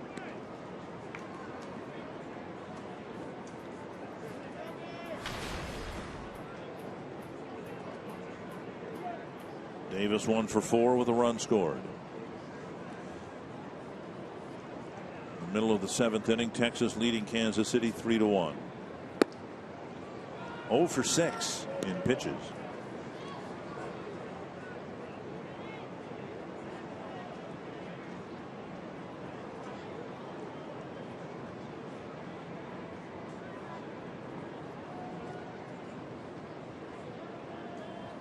There's a strike. And Davis taking the whole way. Make him throw a strike.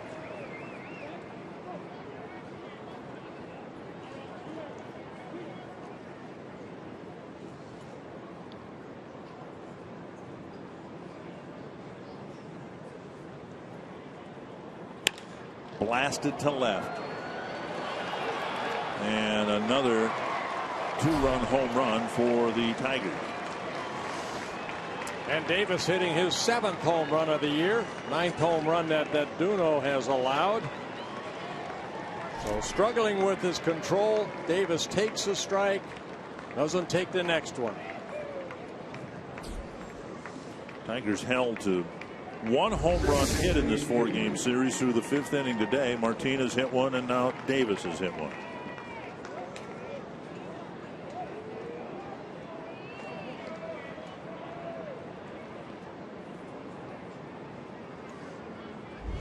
And now it's a 9-3 game.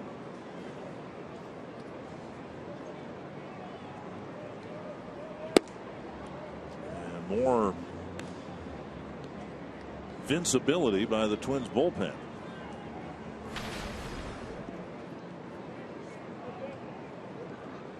One and 0.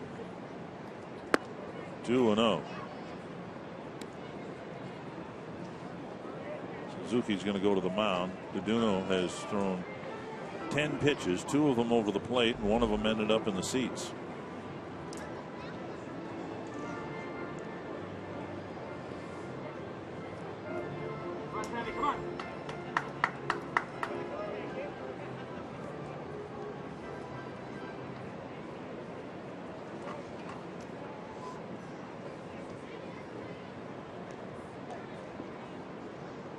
Nine more earned runs against the Twins pitching staff. Liner softly to Escobar, 1 away. And that'll bring up Hunter.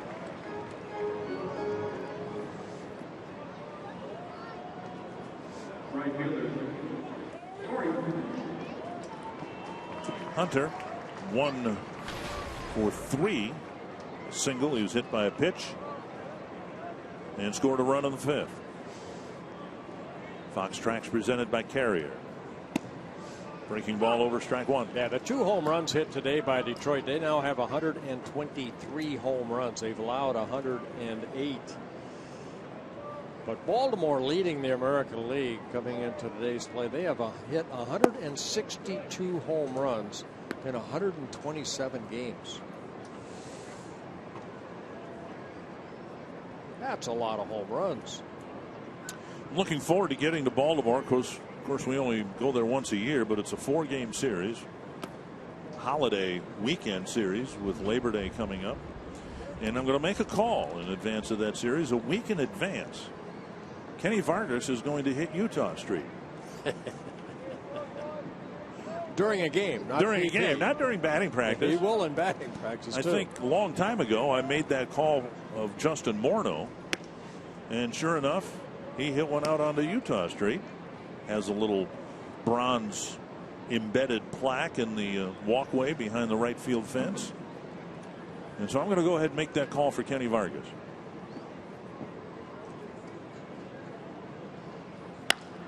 To right center and deep. Arcia near the warning track makes the catch. 2 down. A day off tomorrow. And then the Twins get back after it with 3 in Kansas City, 4 in Baltimore, and a couple of games with the White Sox, 4 with the Angels. Then back on the road again, Cleveland and Chicago.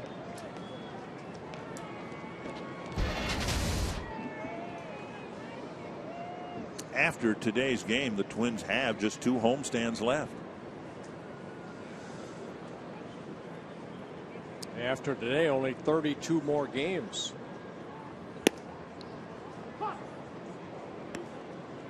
Twins will be playing the Royals. Obviously, they're in contention. The Orioles are a first-place team. Angels are a first-place team. Cleveland trying to ascend in the wild card standings. And the Detroit and Cleveland and Detroit again. The games against Chicago, the White Sox, and Arizona, the only games left on the schedule, and there are only 8 of those that are against non-contending teams. Now, that's counting Cleveland as a contender. But they won again today, and they're hoping to reemerge as a wild card winner.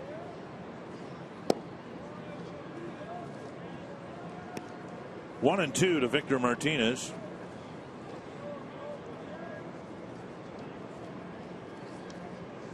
Cleveland got in last year as a wild card winner. Into left field. I don't know that there's any better 2-strike hitter than Victor Martinez. Well, like you said, he does not strike out. Got a breaking ball up right there. Didn't try to pull it. Just took it the other way. The home run that he hit off of Dunsing as a right-handed hitter. Not a bad pitch. Just went down and kind of golfed it out. It's kind of a hanger right there, but Martinez, credit him, taking that pitch toward left field. Gets his 3rd hit of the ball game. Came in hitting .326, 3rd best in the American League. Here is J.D. Martinez. Big swing and a miss.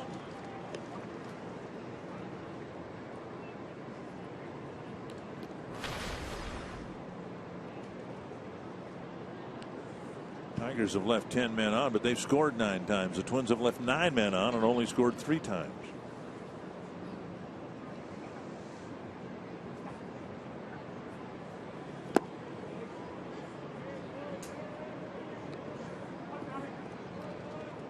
When we get to September, the Twins will have some call-ups,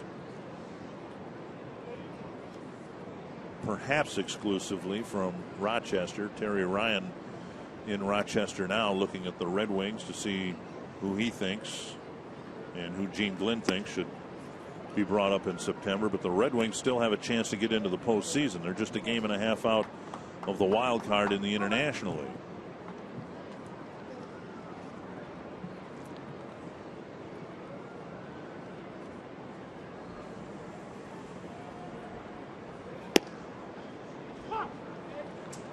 Two and two.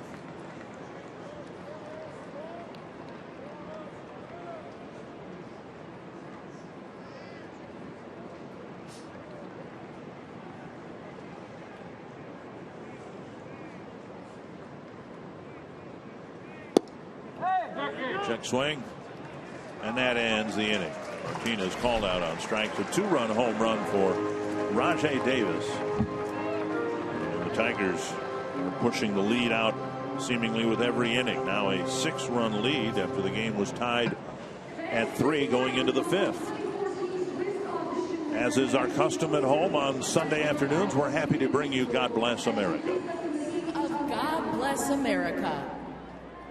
God bless America, land that I love. Stand beside her and guide her through the night with the light from above. From the mountains to the prairies, to the oceans wide with foam. God bless America, my home sweet home.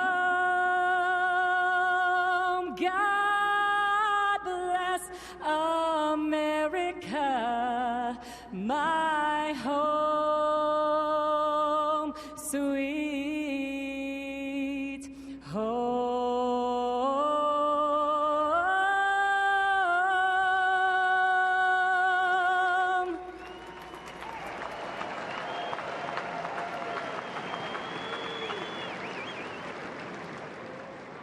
It's time for the 7-inning stretch presented by Mayo Clinic. So stay on your feet, stretch those legs, and sing along with 80 Oakland fan club as they lead us in baseball and take me out to the ball game.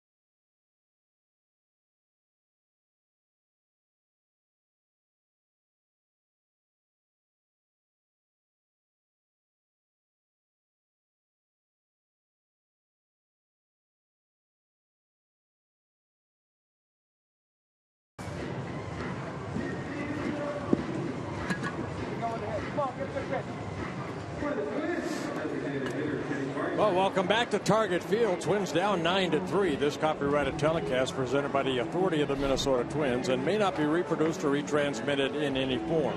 Any accounts and descriptions of this game may not be disseminated without the express written consent of the Minnesota Twins, LLC. What a beautiful day it turned out to be. Kenny Vargas will lead things off. Yes, mostly sunny. I know some areas of the metro got some rain while we've been playing baseball here. It's been mostly clear here today. Vargas takes a strike. He's got a couple of hits. Picked those up. Singles against Max Scherzer. Having a very good series. You see the 7 for 17 for Vargas.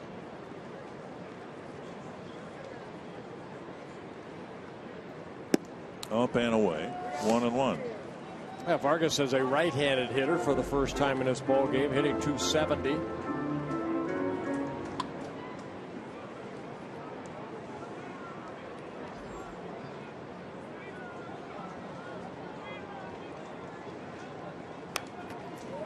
And he tried to hit his first home run, but his follow-through got Avila. And here comes Kevin Rand. This has happened many times to Avila. It hasn't been just foul tips. He's been whacked by the swing follow-through of a number of hitters.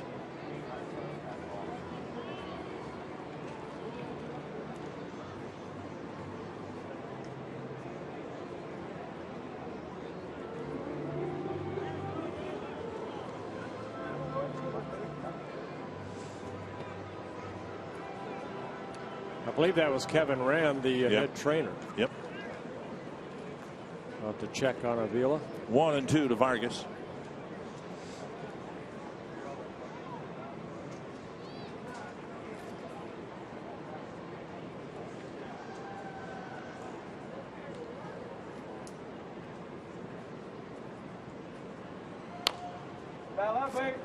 Chopper foul.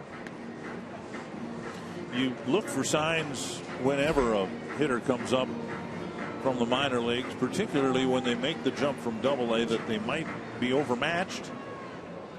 We've seen no such signs. No. He will strike out. That's part of his game.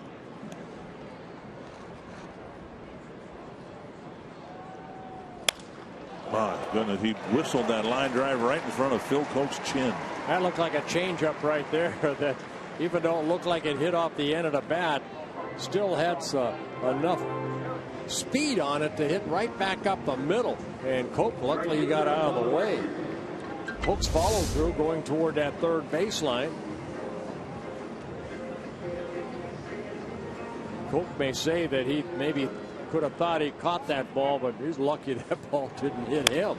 You're right. That was right off the end of the bat, and it still got back to the mound area in a hurry. Here's Arcia. Third hit for Vargas in the ball game. Swing and a miss.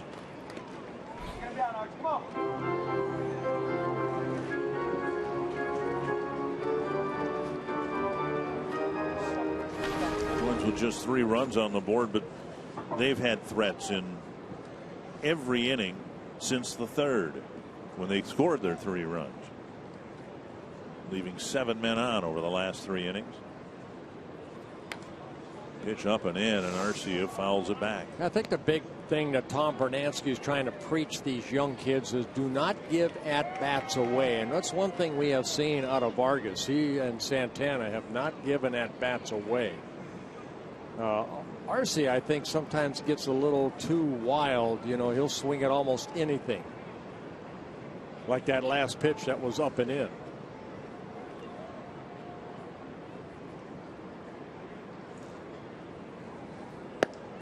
And while that's true, I think Arcia has done a better job of stretching the at-bats out, you know, and taking pitches like that. There was a time a couple months ago when strike 2 was immediately followed by strike 3, and it was the quickest strikeout, oftentimes with a pitcher not even throwing one over the plate. 1-2.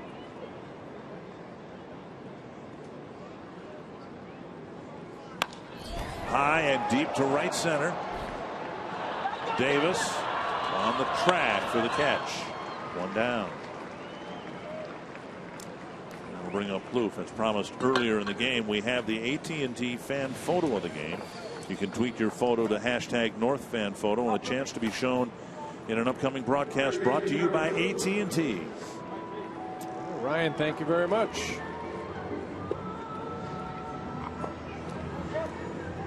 Plouffe in the game, 0 for 2. He's hit by a pitch, made it as far as third base.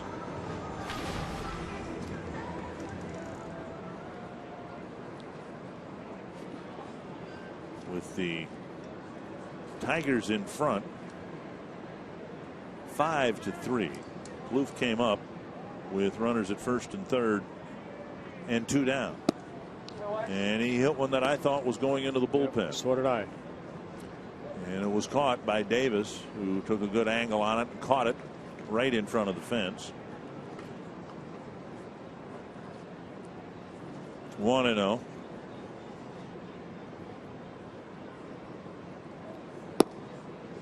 Two 2-0.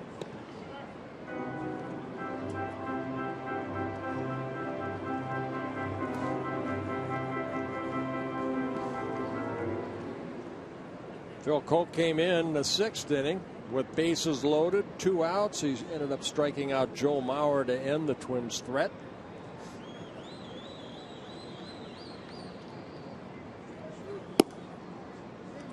Three 3-0. Suzuki on deck.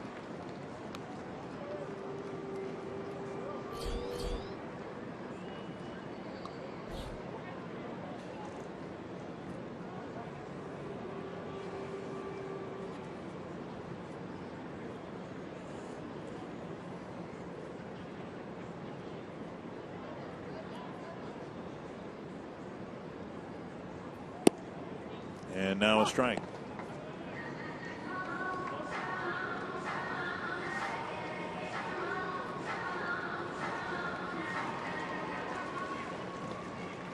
Twins trying to get back in the game. They had a great chance in the 5th, in the 6th, trying to create another opportunity here in the 7th. Yeah, Trevor should get a hittable pitch here. To right field to the corner. Down for a hit to the wall. Vargas to third. Plouffe to second with a double. And another double for Trevor Plouffe, his 37th of the year. You tell Jamie about wanting to use the whole field and be more of a complete hitter, and we've seen that in play. And with the Twins threatening here in the 7th, Brad Ausmus is going to make yet another bullpen move. Coke faced 4 men. Only retired 2 of them, but he retired the most important one, striking out Mauer to end the 6th. Now the Twins threatening again in the 7th.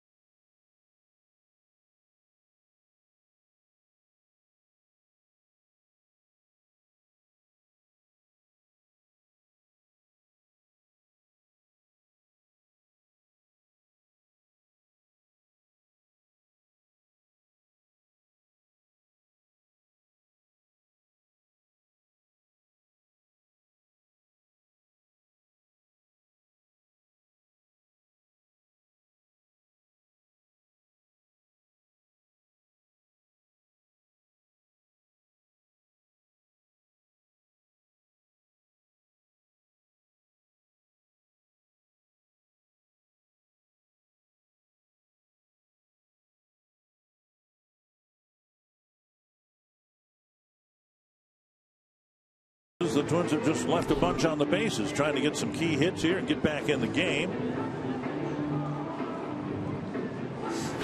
And Jim Johnson coming in at a game. Those are his total numbers between the Oakland A's and now the Detroit Tigers. For the Tigers, he's making his 4th relief appearance. 2 1/3 inning with the Tigers. He's walked 5, but 2 of them intentional. With 2 strikeouts. Johnson, fastball, good sinker, and a slider. He was brought in to bolster the bullpen. He had a tough outing here the other night, hoping to strand a couple of runners on. But the Detroit bullpen's been very vulnerable this year. And there are still 8 outs to go. Yeah, here on Friday night, 2/3 of an inning, a couple hits allowed, 4 runs, 3 earned, with a couple walks for Johnson. Through 27 pitches, only 14 strikes. 1 strike to Suzuki. Vila calling for time. Johnson made 41 appearances for the A's and toted an ERA of 7.59. 1-1. Yeah, he was let go by the A's and then signed a minor league contract with the Tigers, and then spent about 2 weeks down in the minor leagues, and then called up on August 17th.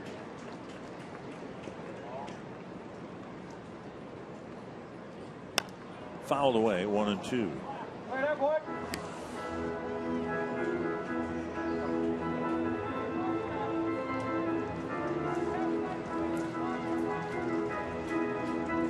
Suzuki will be followed by Escobar and Schaefer. The Twins with a bench this afternoon of Parmalee, Nunez, and Fryer.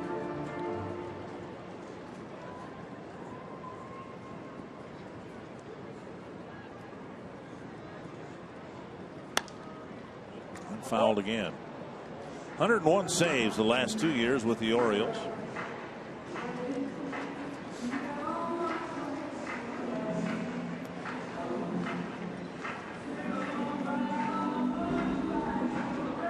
Doolittle now the closer for the Oakland A's. They were hoping Johnson would fill that role, but it did not happen. On the ground, a run will score. Suarez got his cleats caught up in the dirt. He nearly tipped over when he delivered the throw, and another nice scoop at first by Kelly. I think that's a third nice scoop by Pat Kelly over at Don Kelly over at first base.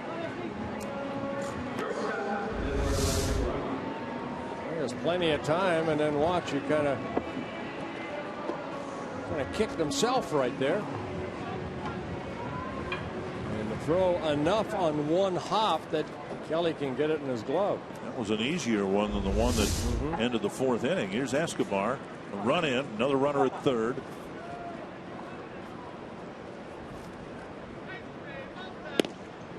Strike on the outside corner. Suzuki getting the RBI, his 51st of the year.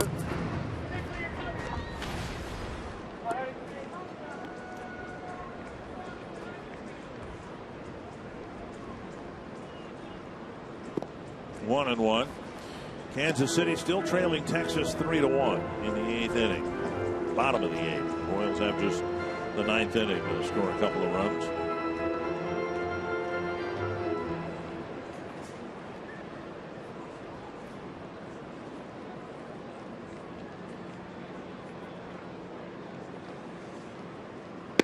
Checked his swing, and it's 2-1.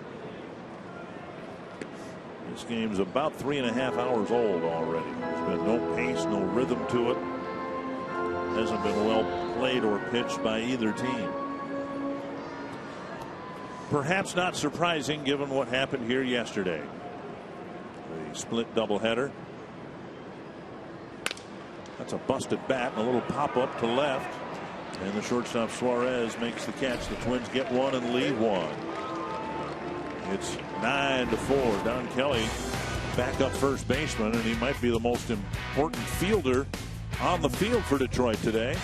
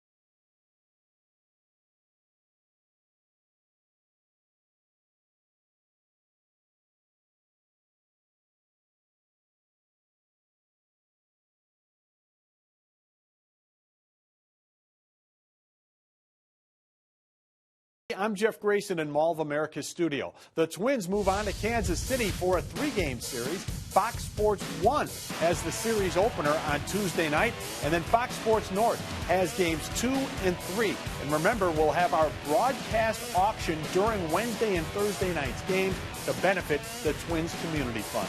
And now let's go back to Target Field. Here at Target Field, the Twins have been playing behind almost all afternoon long. Tigers jumped out 3-0. Twins tied it at 3 immediately, and then the Tigers keep adding runs. The Twins added 1. And Casey Fiend will pitch to the Tigers in the 8th. Yeah, don't be surprised if Glenn Perkins pitches the 9th just to get some work in. He has yet need some work as a day off tomorrow. Casey Fiend worked in last night's ballgame, game 2, faced only one batter, and retired Brian Holiday on a fly ball to center field for Fiend, his 61st relief appearance. And he'll face Nick Castellanos, Alex Avila, and Eugenio Suarez. First pitch foul to the screen.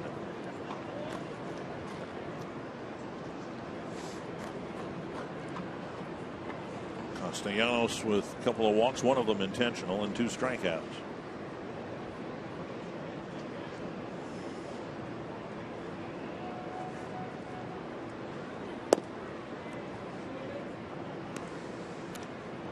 Castellanos putting up numbers pretty similar to Trevor Plouffe's numbers at third base. As a third baseman, offensively, Plouffe came into the game hitting .250. Castellanos .263. Castellanos 10 home runs. Plouffe 10 home runs. 65 RBIs for Plouffe. Castellanos 54. Sharp single here. Leading off the 8th. Leadoff men have been getting on regularly for the Tigers the last couple of games. Yeah, Castellanos again only 22 years old, so in his real full season, doing a good job. Fans, you can follow every Twins game with MLB.com at bat on your favorite mobile phone or tablet. Get live look-ins, instant replay, scores, stats, audio, free MLB.tv game of the day, and more. Download on the App Store or visit twinsbaseball.com.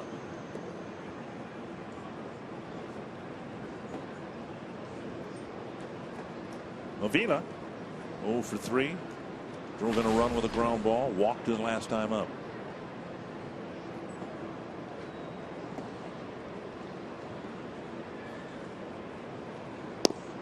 Strike on the outside corner. Royals are batting in the 9th inning, down 3-1 in Texas. The Tigers win this ball game, they'll be 2 games behind the Royals.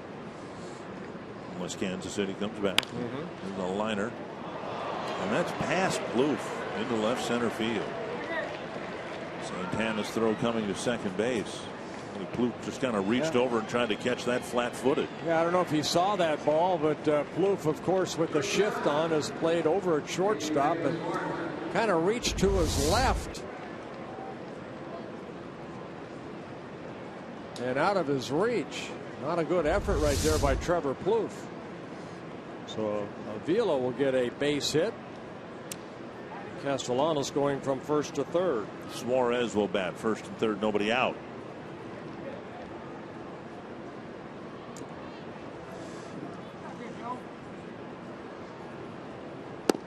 Low, ball 1.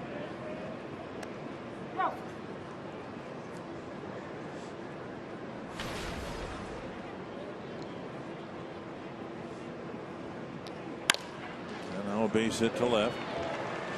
Suarez, I tell you what, this little guy can hit, at least against the Twins in this series. 8 for 14 in this series. Driving in a run, his 17th on his 3rd hit of the ballgame. So Casey Fiend getting roughed up a little bit here. It's been the Twins are probably going to come out of this 4-game series with a split against the Tigers. But the thing to carry forward into the off day is the fact that the bullpen has really given up a lot of hits and runs in the last couple games of this series. And maybe the off day will take care of that. But the last thing the Twins need with the shaky rotation is for the bullpen to follow suit now.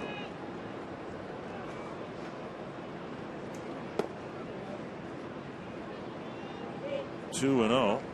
That's been the same problem too. The relievers who usually get in there and throw strike one right away are not delivering many first pitch strikes. First run that Casey Fiend has given up since August 1st. 2-1, nobody out. Now 2-1.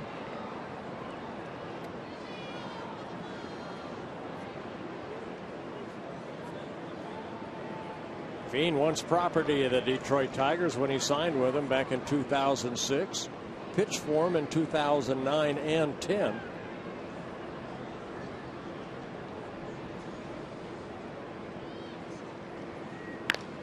It's to right.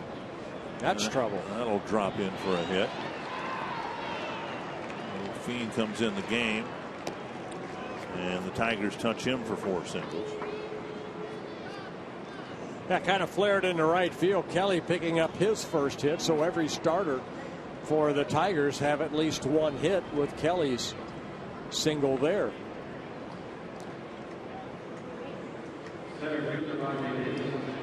So bases loaded, nobody out, and the Tigers up 10-4. Here's Davis homered against Samuel Deduno in his last at bat. Deduno fell behind him, and then Davis teed off on a fastball. Swing and a miss. Tonight in Oakland, the Angels will hope to win the final game of that series. The A's have won the first 2, crawled into a tie with the Angels. And they will play that game after having inspected the Coliseum because the Bay Area was hit with an earthquake. Yep. And the ballpark has its flaws, to be sure, but apparently it withstood the earthquake today okay. I talked to my son Tim, who lives in Santa Rosa, not just north of San Francisco, and it happened about 3 o'clock in the morning. And he felt the big quake. Fouled back. But everybody okay. The reports are nobody was injured at all in the area. Happened around the Napa Valley area. Mike Trout tweeted it was his first ever earthquake. Chances are he'll experience that a few times in Southern California. Had to go to the Bay Area to experience the one today. 2-2. And now 3-2. Remember back in the late 60s, I was still in high school, believe it or not. I did go to high school, but no one has ever questioned that you went. It was just how long you went. 6 years. That's all right. But you know, I went through a quake. I like a 7-pointer in Southern California. It actually knocked a lot of us out of bed in the family. Short right field. Narcia with the catch, and Avila just bluffing a tag, 1 away. Ball not deep enough, but with a 10-4 lead, you don't want your catcher to have a collision at home plate. So 1 out here, already a run across the board.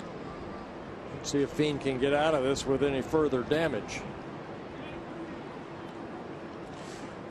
I think the only time I think once when we were out there, I was awakened by an earthquake in Anaheim, but I was awake for the one several years ago. I guess it was 7 years ago when we opened up in Anaheim in late March, and it was the workout day before the opener on a Monday, and we were down in the visiting clubhouse, and everything started rocking and rolling. It's a funny feeling, isn't it? You're helpless. You don't know what to do. If you knew it was only going to last 5 seconds and everything was going to be okay, it'd be fun. But you don't know that. Yeah, some of them, and the tremblers that come after. 2 strikes to Kinsler.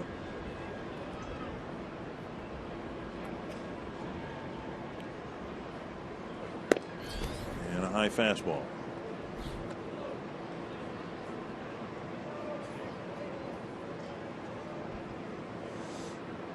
Kinsler, a couple hits in a ball game. He has scored 3 times. Fouled back.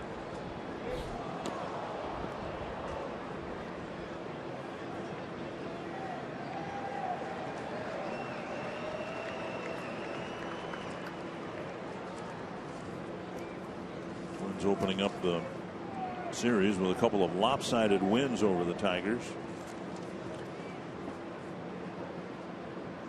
And now they're trying to do the same to the Twins in the finale. 2-2.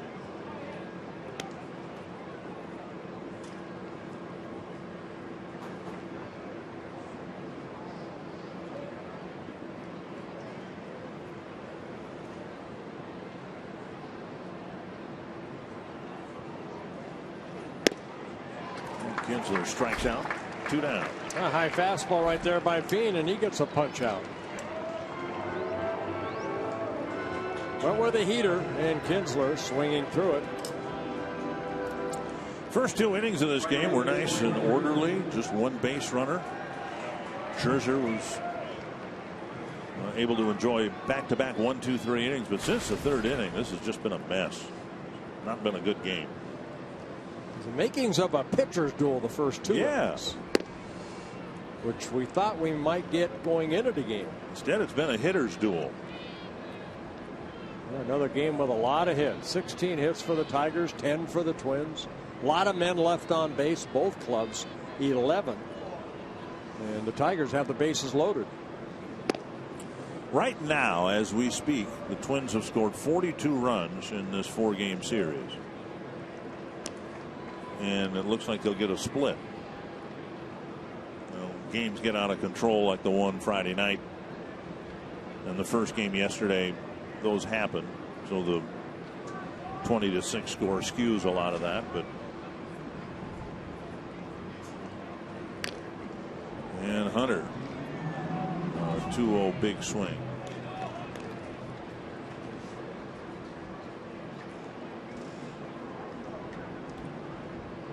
.22 pitches for Fiend. He started his outing by giving up 4 singles. 3 of them hit sharply, but one of them Trevor Plouffe kind of olayed on the left side of the infield. 2-2.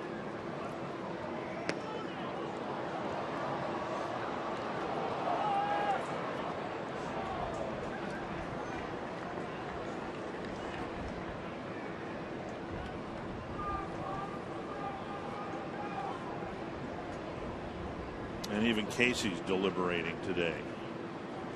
Been out there a long time. Usually it's get the return throw from the catcher and let's go. He's taking time between pitches.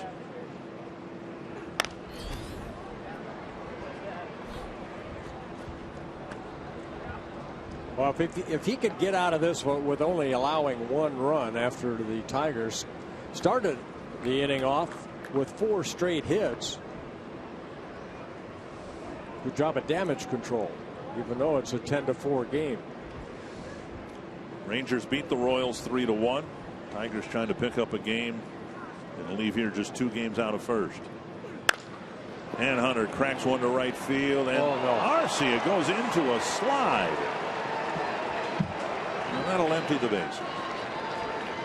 Yeah, misjudgment right there by Arcia in right field. And it ends up being a 3-run triple for Torrey Hunter. So much for damage control. 4 earned runs. Charged to Fiend. Well, ball hit sharply. It's going to be a base hit because Arcia was not going to be able to get in front of it. But for some reason, I mean, he starts his slide. You can see the ball is 7-8 feet away from him. And then it got by him. So Hunter, with his 2nd triple of the year, has 4 runs batted in the ball game.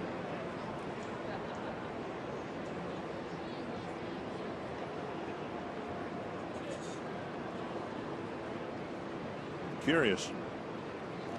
Here's Victor Martinez. Not really curious, just a bad decision. I'm curious as to why what he hoped to achieve by sliding. Well, I'm sure for a moment he thought he could slide and catch it, but you have to be able to maneuver yourself to at least keep the ball in front of you. No. Come on.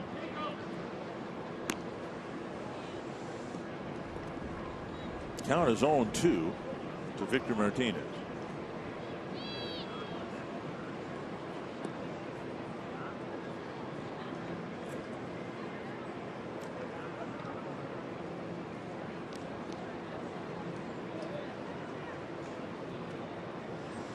We're trying to explain why this has been such a bad game, really, for both teams. Tigers are probably going to win this thing, but you know, Scherzer wasn't sharp, and the bullpen has had some issues. Twins have left a lot of guys on.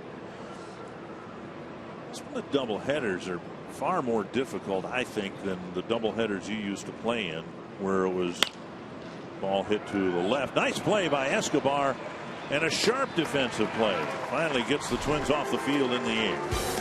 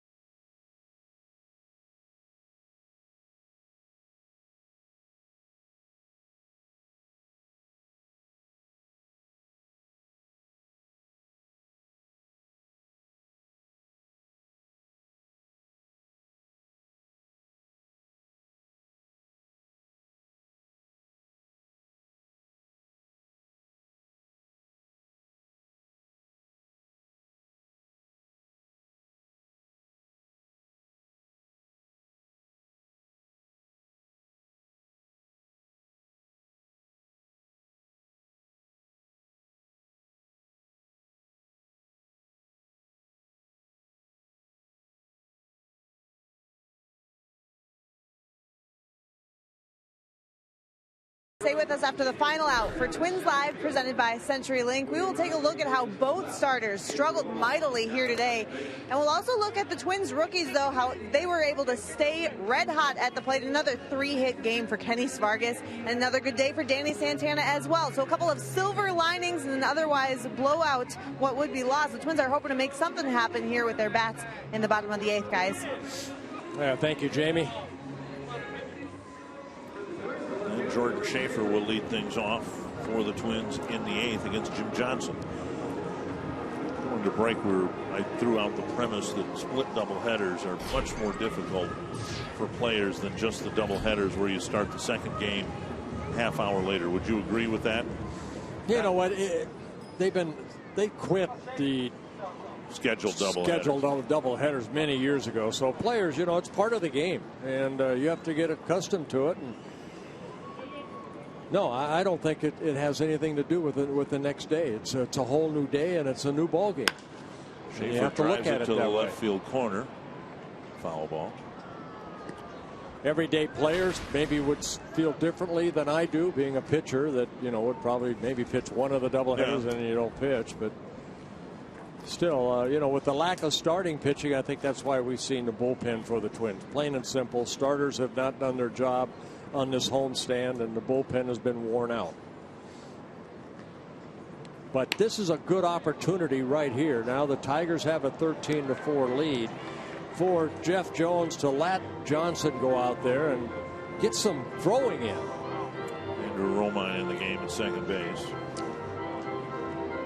Davis going from center to left.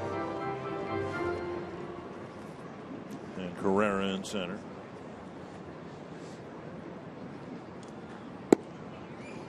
One and two.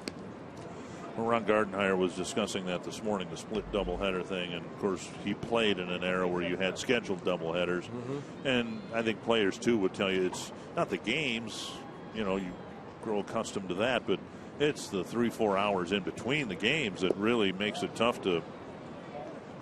There's a strikeout of Schaefer. 1 down. I think anybody who's ever played doubleheaders would they'd much rather have the game half hour next game. Oh, I agree. Yeah. I agree that way. But Dick, the first game was at 12:10. The second game at 7:10. Normally, there's not that big a time in between games. Here's Santana. A couple of hits again today for the Twins center fielder. I mean, they could have made it a 6-10, and I don't know why they did not, to where the game would be over at, say, 9:30 or 10 at the latest. And that way the guys get home by, say, 11. Right. Where last night, I know guys probably didn't get home until 12 or 1, and now they get up early for a day game. Inside 1-1. And believe me, people at home that go to work from 8 to 5, they don't want to hear ball players complain that, they only got 6 hours of sleep. 1-1 to Santana. Up the line, foul. Well, like Jamie said, there's silver lining even in this ball game, a 9-run deficit between the Tigers and the Twins. That Santana has had another good day at the plate. Kenny Vargas has another good day at the plate. So these young guys aren't taking these at bats for granted. Still trying to get good quality at bats, and that's what you like to see. 2-2.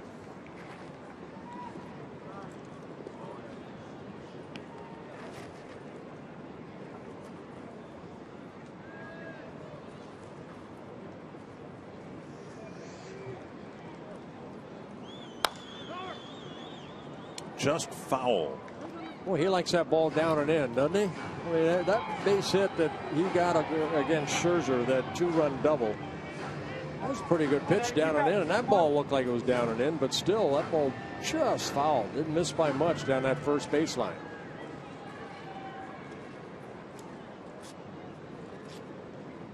Another 2-2 pitch.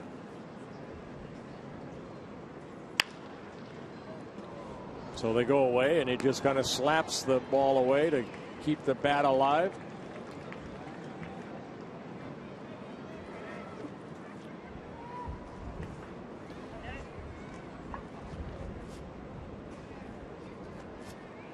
Two and two. Fly ball to left.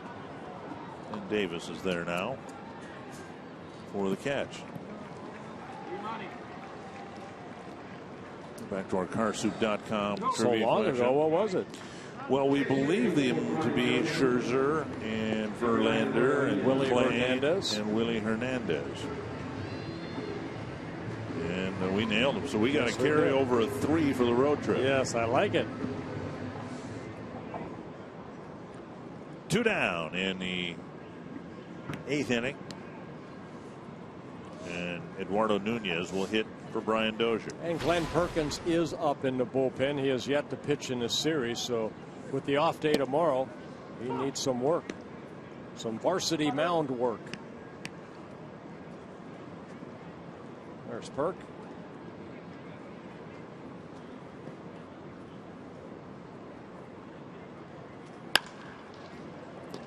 Barreled by Nunez. Nice play by Castellanos. Kelly's fielded more ground balls as a first baseman on throws than he has on ground balls.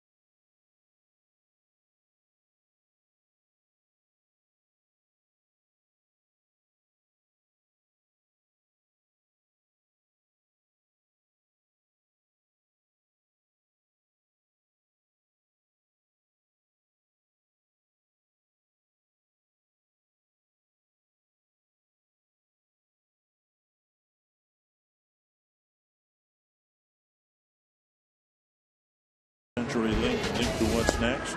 Fortuitously for both teams, an off day tomorrow. Then the Twins will be in Kansas City. Ricky Nolasco against Danny Duffy in the opener. Twins trying to do the Royals some favors this weekend, and they beat the Tigers twice to do that, but now it's going to be time to go after the Royals again. And there will be Glenn Perkins off the mound. He has yet to pitch in this series, so with the off day, as I mentioned, hopefully it's a 1-2-3 clean inning for Perkins, making his 55th relief appearance.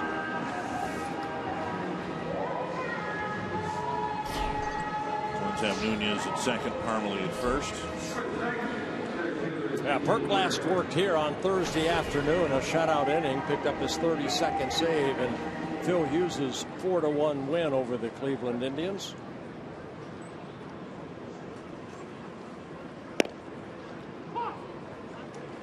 Fastball, strike one.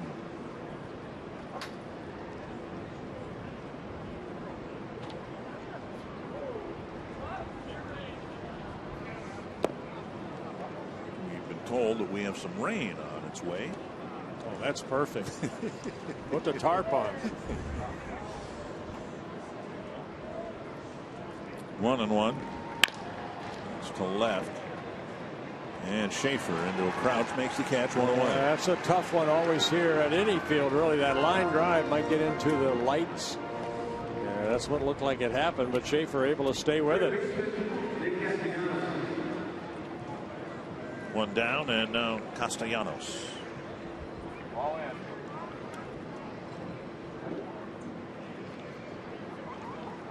When the Tigers had their infield set with Fielder at first and Cabrera at third, and they had high hopes for Castellanos, they moved him to the outfield.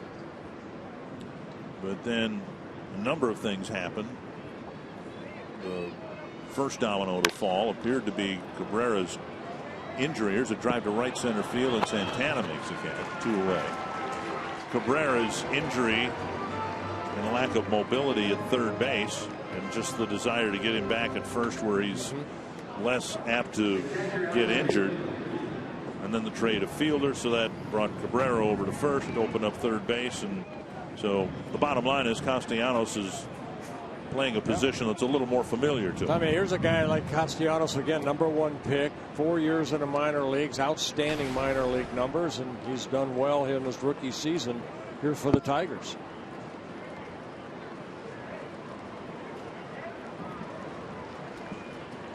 Pitches up, ball one.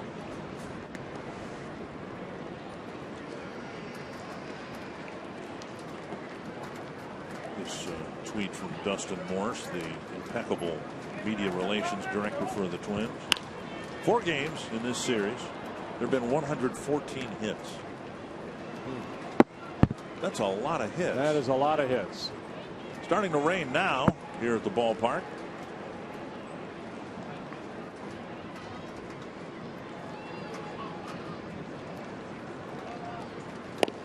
One and two.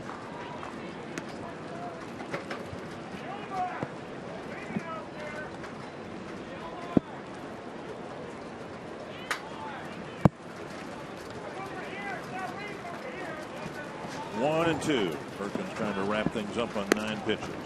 Nope. Maybe 10.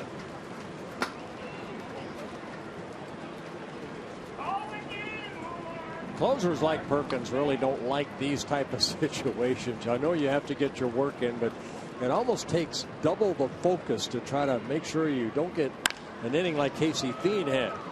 There's a fastball, and Avila gets his second hit.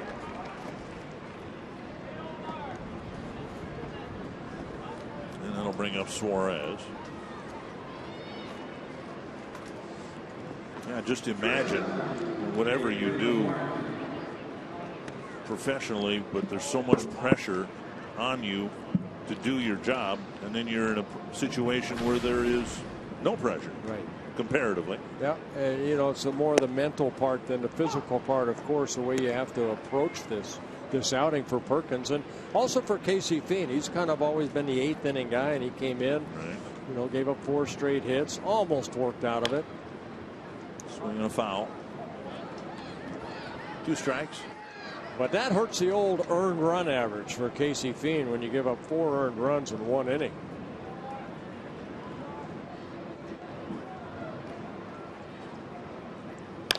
Popped up center field.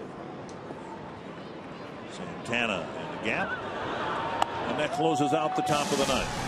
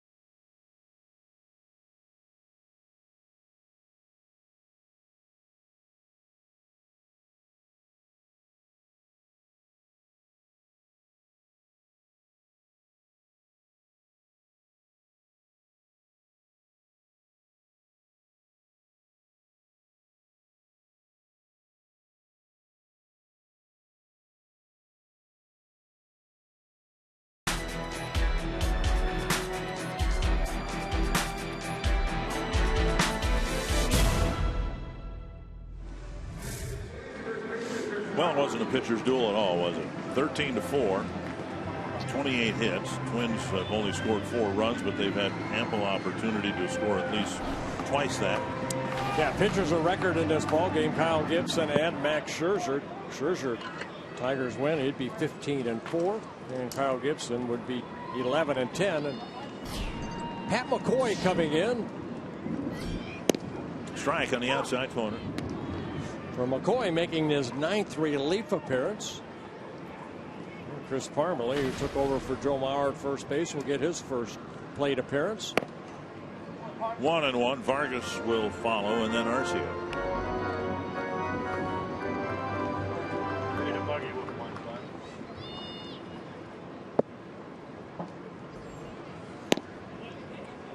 1-2.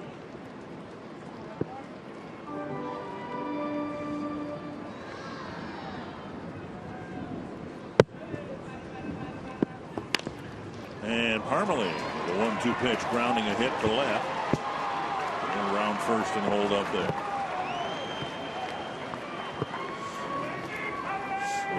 McCoy pitched in game 1 of yesterday's ball game. He came in relief of Buck Farmer earlier in the game, and he got beat around a little bit. 1 inning, 5 hits, did give up a couple runs.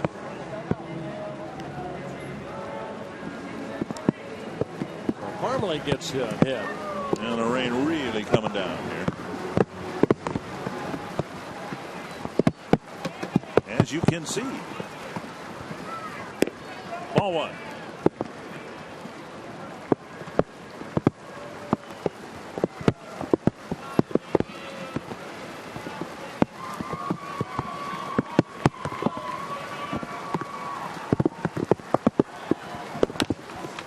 It is a driving hard rain right now.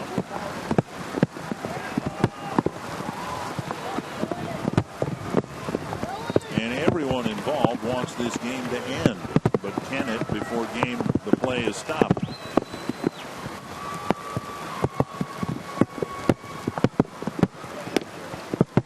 We saw what happened when Tommy Malone was pitching in something similar to this. The footing becomes treacherous on the mound, and you fearful for injury. Well, as a pitcher, you try to find a place that you can just wipe your hands that would, not create it more wet than it already is. Try to hide the ball in the glove, keep it dry. 3-1. I don't know that it can rain any harder than it is right now. I think Eric Cooper just looked at Tom Hellion down at first base, the crew chief here. I see some sunlight to the west of us, so hopefully this will stop soon. And a strike called 3-2 to Vargas. The buildings that are visible here in downtown Minneapolis, you can see the sun shining on the west end of the building.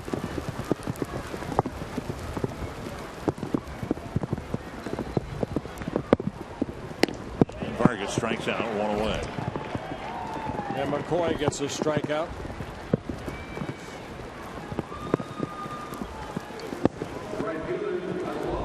That's what's cool about the slow motion camera.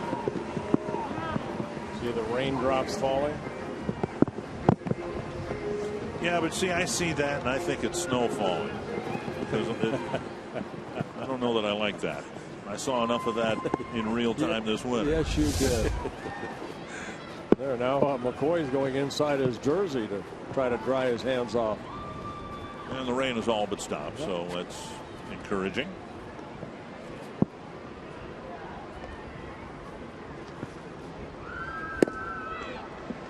Garcia chases, 1 strike.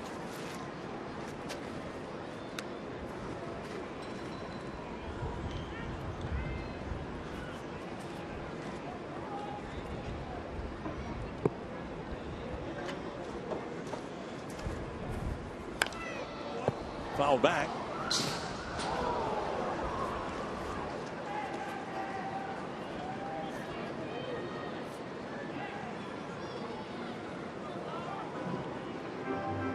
Where's the rainbow? We should have a rainbow after a shower like that. We did that the night of the home run derby. Yep. 2 strikes to Arcia. 2 down. And it'll bring up Lou.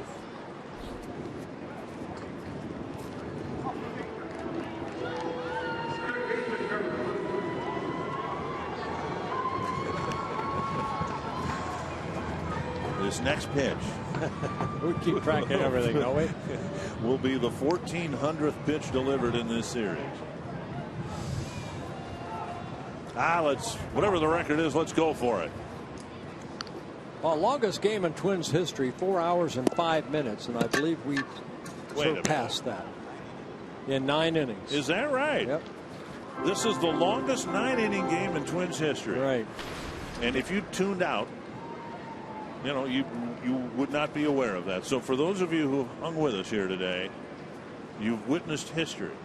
The longest game was in Toronto here on July 25th, 1987.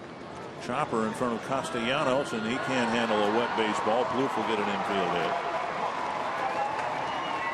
And the record just keeps breaking. And now Fryer will hit in Suzuki's spot. And will, I guess, catch the 10th inning. You think? Just a little humor. Very little. An attempt at a little humor in an otherwise unhumorous situation. Strike 1. Suzuki went a 1 for 3. He was also hit by a pitch and drove in a run.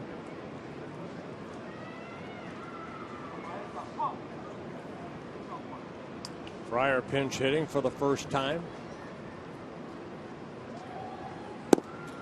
1-1. So I'm surprised you said the longest prior 9-inning game, time-wise, was here against Toronto. Yep. July 25th, 1987. Huh. I would have thought it would have been Friday night, because that was a long one too. That was 3:59. Okay. It just seemed longer. The Twins scored 20 runs. They won the game, and it seemed long.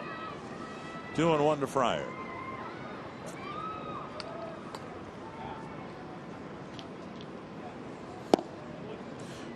Two and two. So when they replay these games on Fox Sports North, and the guy comes on and he says, due to time constraints, we're going to try to condense this into a half hour. Chopped foul.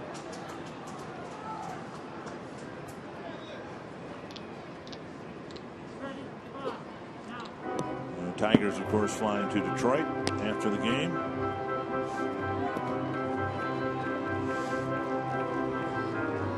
The Tigers they're flying to Detroit for a 3-game series and then going right back on the road again. 2-2 to Fryer. Snap back. Castellanos will get another opportunity. And that ends it. And the Tigers lose the first 2 games handily to the Twins in this series, but they win the final 2. And Anthony LaPanta, as we wrap up this homestand, the Twins have split the season series so far with the Tigers. And this one comes to an end after 73 runs, 117 hits, and as you mentioned, over 1,400 pitches. We'll preview what's next for the Twins. Hear from Ron Gardenhire next on Twins Live, presented by CenturyLink.